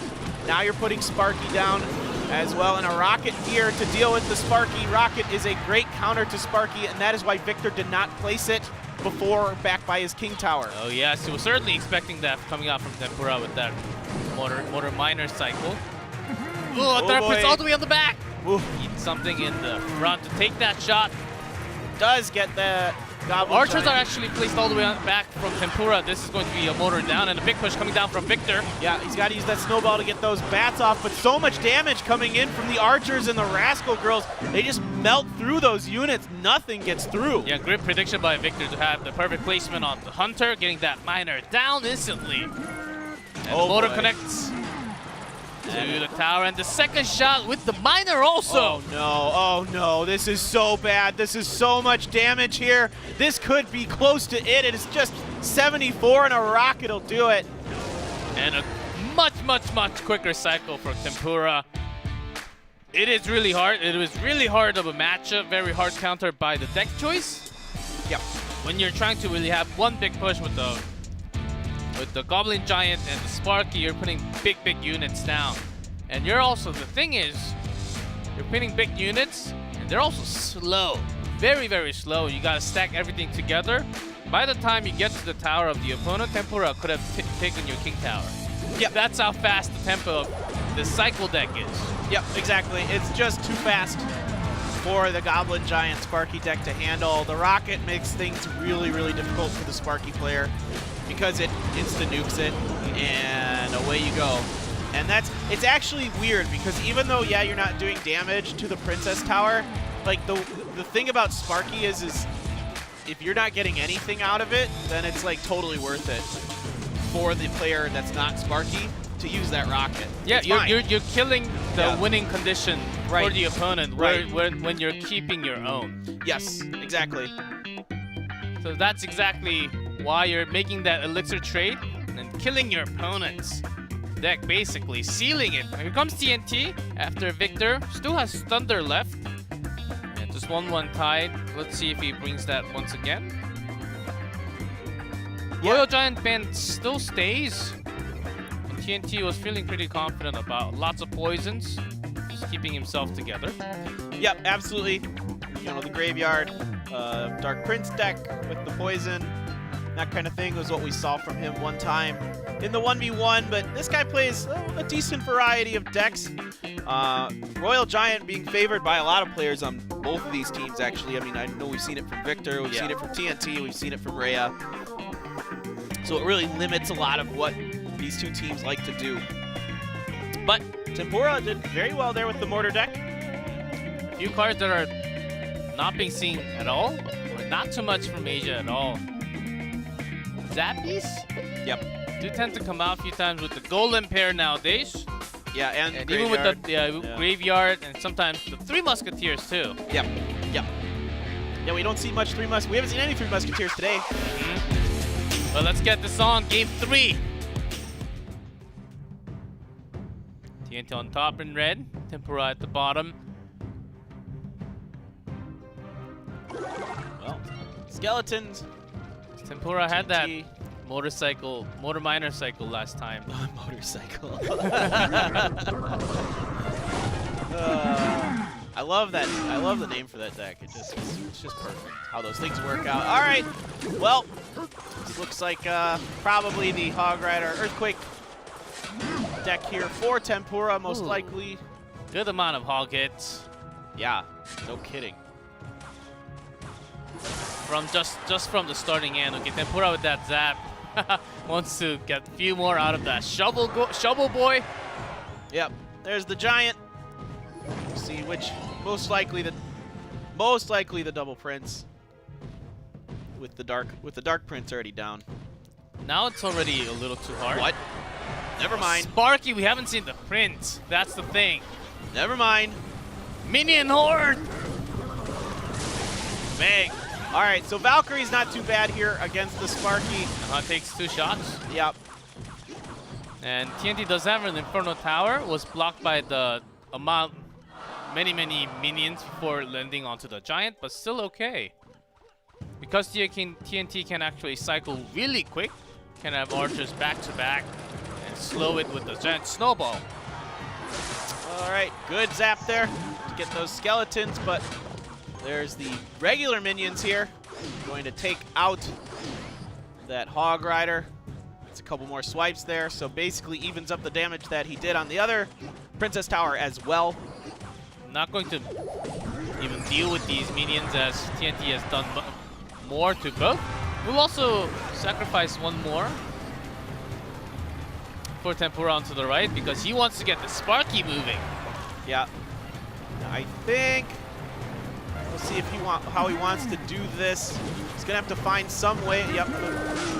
Minion horde's good. Actually, the Hawk drags it away from the giant snowball to connect to all the minions. Oh my gosh. All right, Sparky's still got a sliver of health back there. And Miner's doing all the damage. Oh, Archers are working. Just in time. Archers are working hard, but the minions connect so much. Yeah, the minions were the real story. He had to commit so much to stop that Sparky.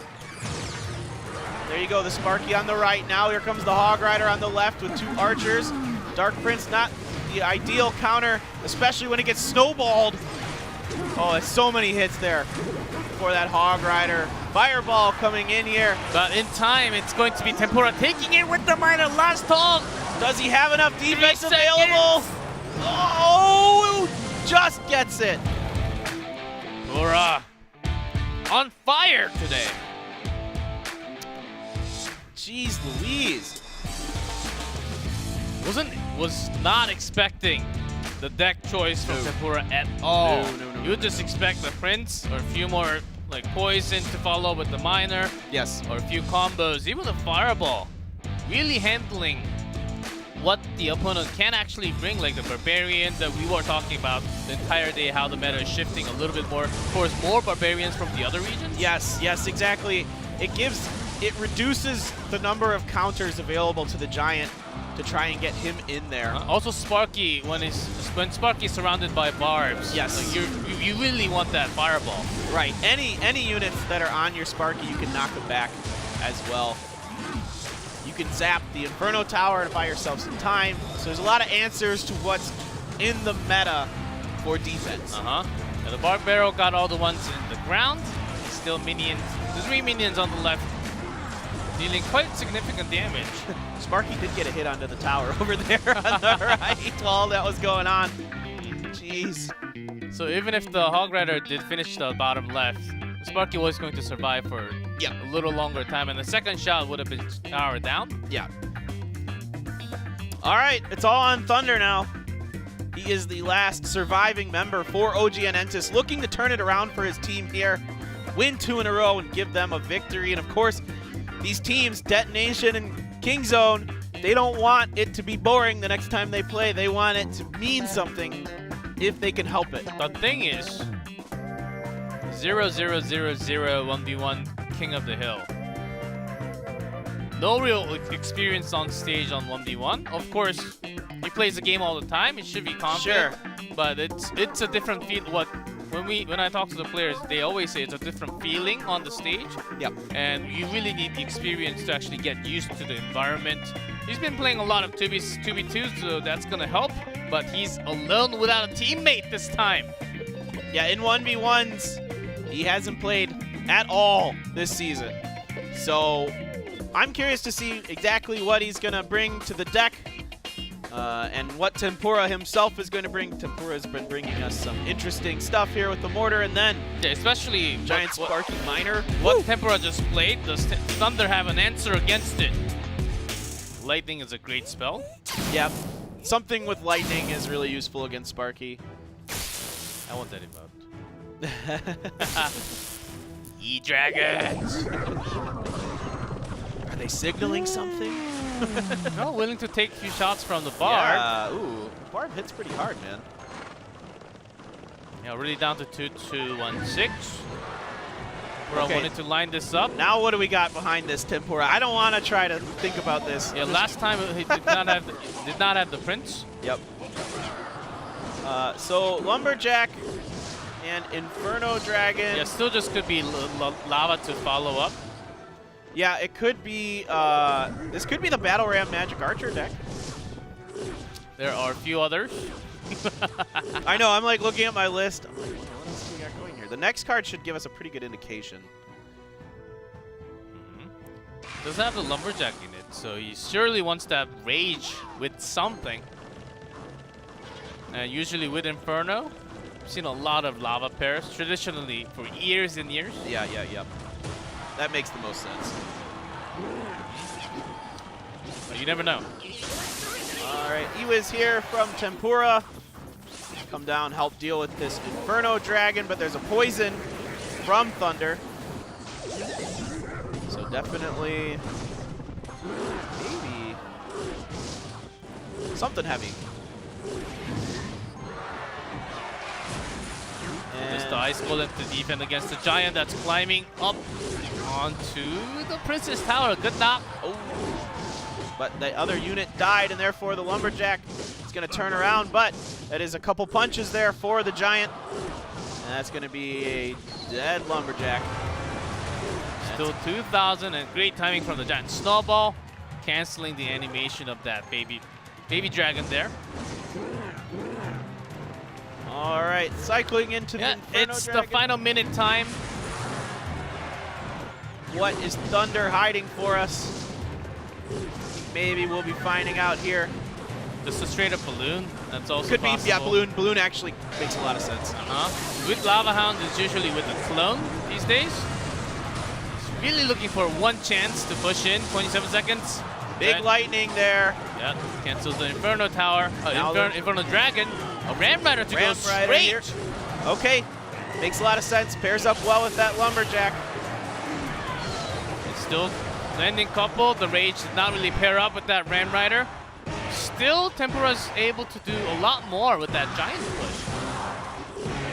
Yeah, especially because of that E-Wizard just canceling that Inferno Dragon so many times. There's that defensive lightning here. Ooh, this Ram Rider though is very healthy. Rage. It gets the charge. Oh, was not enough. Just not enough. Yeah. Oh boy. Now Tempura knows he's got some problems. He's got to try to. Okay, I was gonna say you got to defend this. It's too weak. You can't take those hits. He doesn't have great answers for these minions. There isn't much except for the baby dragon available. Ewas is nice,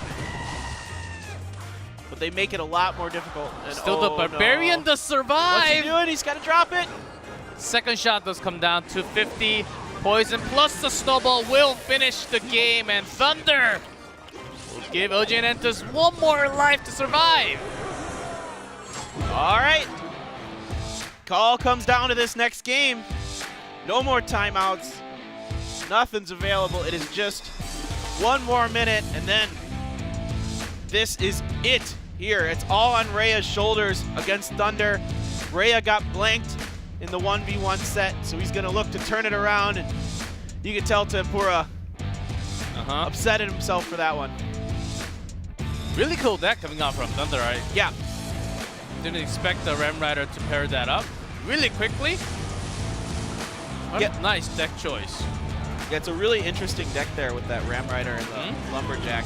He was hiding it for such a long time, which made sense, so he could surprise the opponent. Yeah, it's similar to what we see in 2v2. So from time to time. You know, so he was waiting for the spells to be out so that the Ram Rider just goes in straight, even before this attack. He wanted to charge into the tower.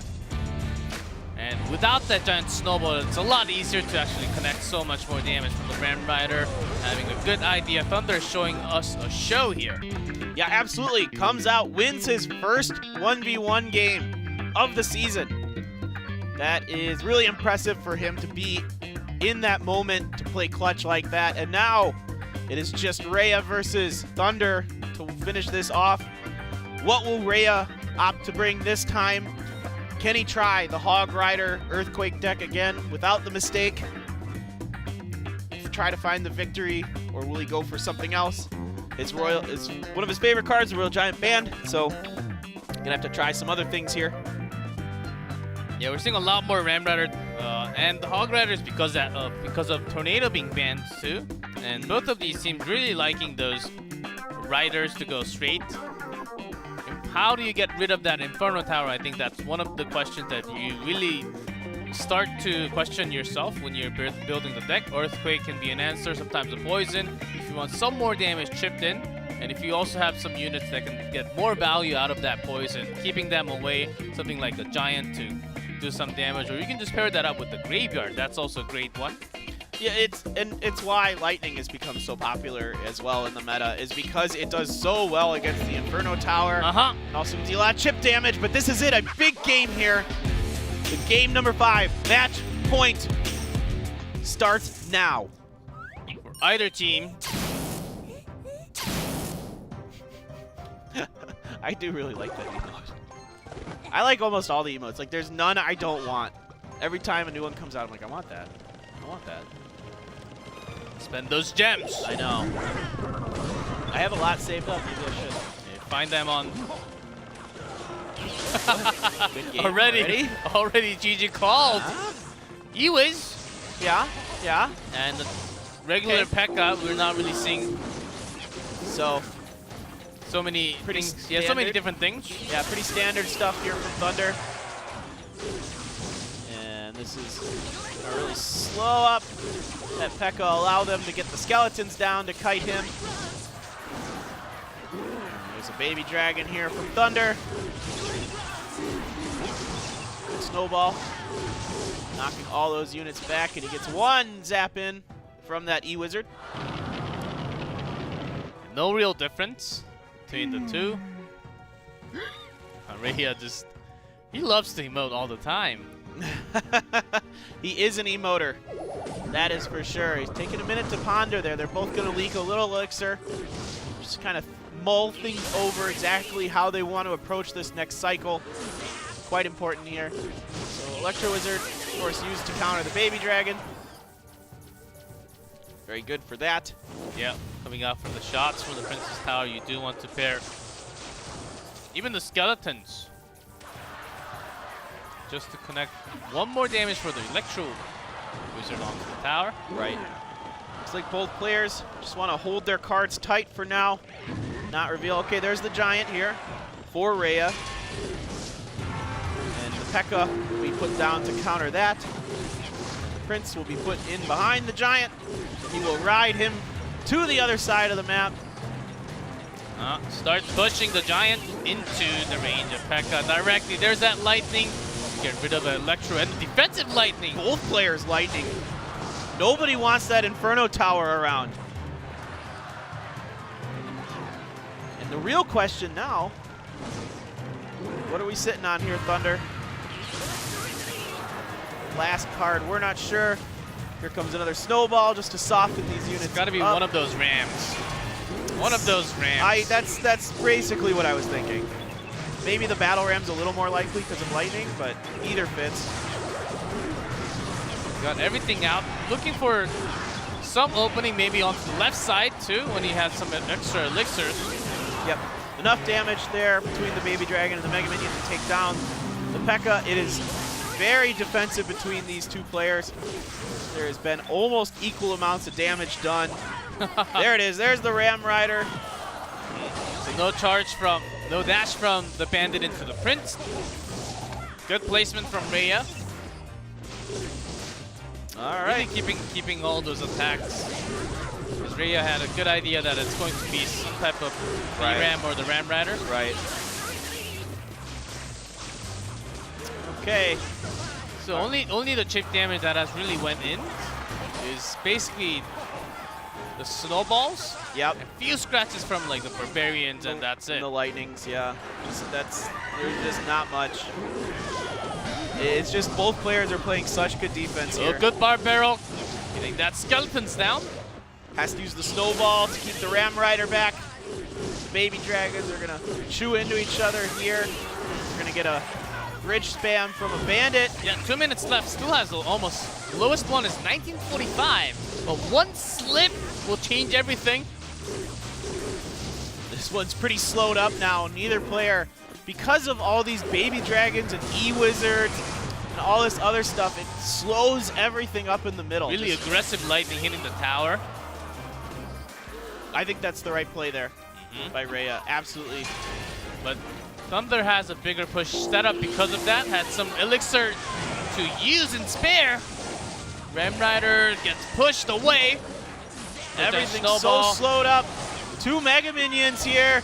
The Ram Rider cannot get through, so that huge push by Thunder doesn't work. And now the Prince gets in and gets the damage. Gets the charge. With that lightning and few more lightning. Oh, this is gonna be it. The Mega Minion. That's gonna be it, Rhea. Keeping the team alive in Group A. Rhea almost lost his headphones. He has to wait until they tell him to take it off. No, he doesn't. He's won the game. Right? He can put it down and run towards his teammate. Time to celebrate. Exciting games here. Kingzone Dragon X and Detonation Gaming with their seasons on the line, able to dig deep and find some big wins here. Exciting, exciting games. Both going to Kings of the Hills as well.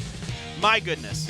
And if OG and Antus actually won the match because they beat OP.GAMING and Kingzone Dragon X, it was going to be basically sealed deal for Group B.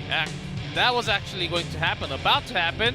But Kingzone Dragon X, they won their match in match number 2, and OG and Antus lost. So Kingzone Dragon X and OP.GAMING still, they do have chance in the playoff. Yeah, so keep watching, folks, because this is going to come down to the wire this season, how this is all going to shake out. Really, really exciting games here today. Chaos Theory did great. They bopped OP.GAMING, 2-0'd them. Kingzone winning in that King of the Hill, and Detonation Gaming as well. And oh my gosh, these were just great, great games. Yep. We only had 6 teams today, but other teams are waiting. In just a few days, Talon, Sandbox, these teams are also looking to climb up and maybe getting that 3rd or 4th spot in the group for that playoff. Let's see the updated standings. OP.GAMING with that loss still in 3rd place. Chaos Theory here setting themselves up quite nicely. They just need to either win one more, or if Ponos loses one, then it's for sure going to be their group in Group B. So we're going to have to wait and see what Ponos can do on Saturday. Oh my goodness. This is just such good stuff here. Still a lot of some chances, low chances, especially for the teams that are low in standings, but still possible. Love the fact that none of the teams are out yet.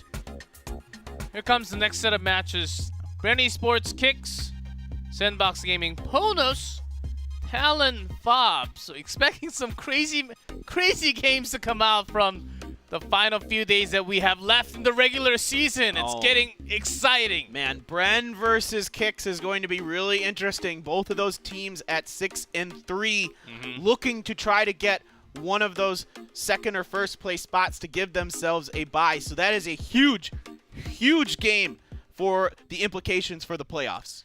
Oh man, not too many days left. And we were talking about this. Every single match matters, and it ends up having, because now we see in standings which teams are actually on top at the bottom. We only have a few days left, and there are so many limited options for you to actually climb up. It's going to be hard. But the action continues. No teams out yet from Group A and B. Let's see what the real contest is going to be, especially for the bottom team. We'll be back in a few days. Wait for that Week 7, day number 2 of G-Clef, Favorite Thin. See you guys soon.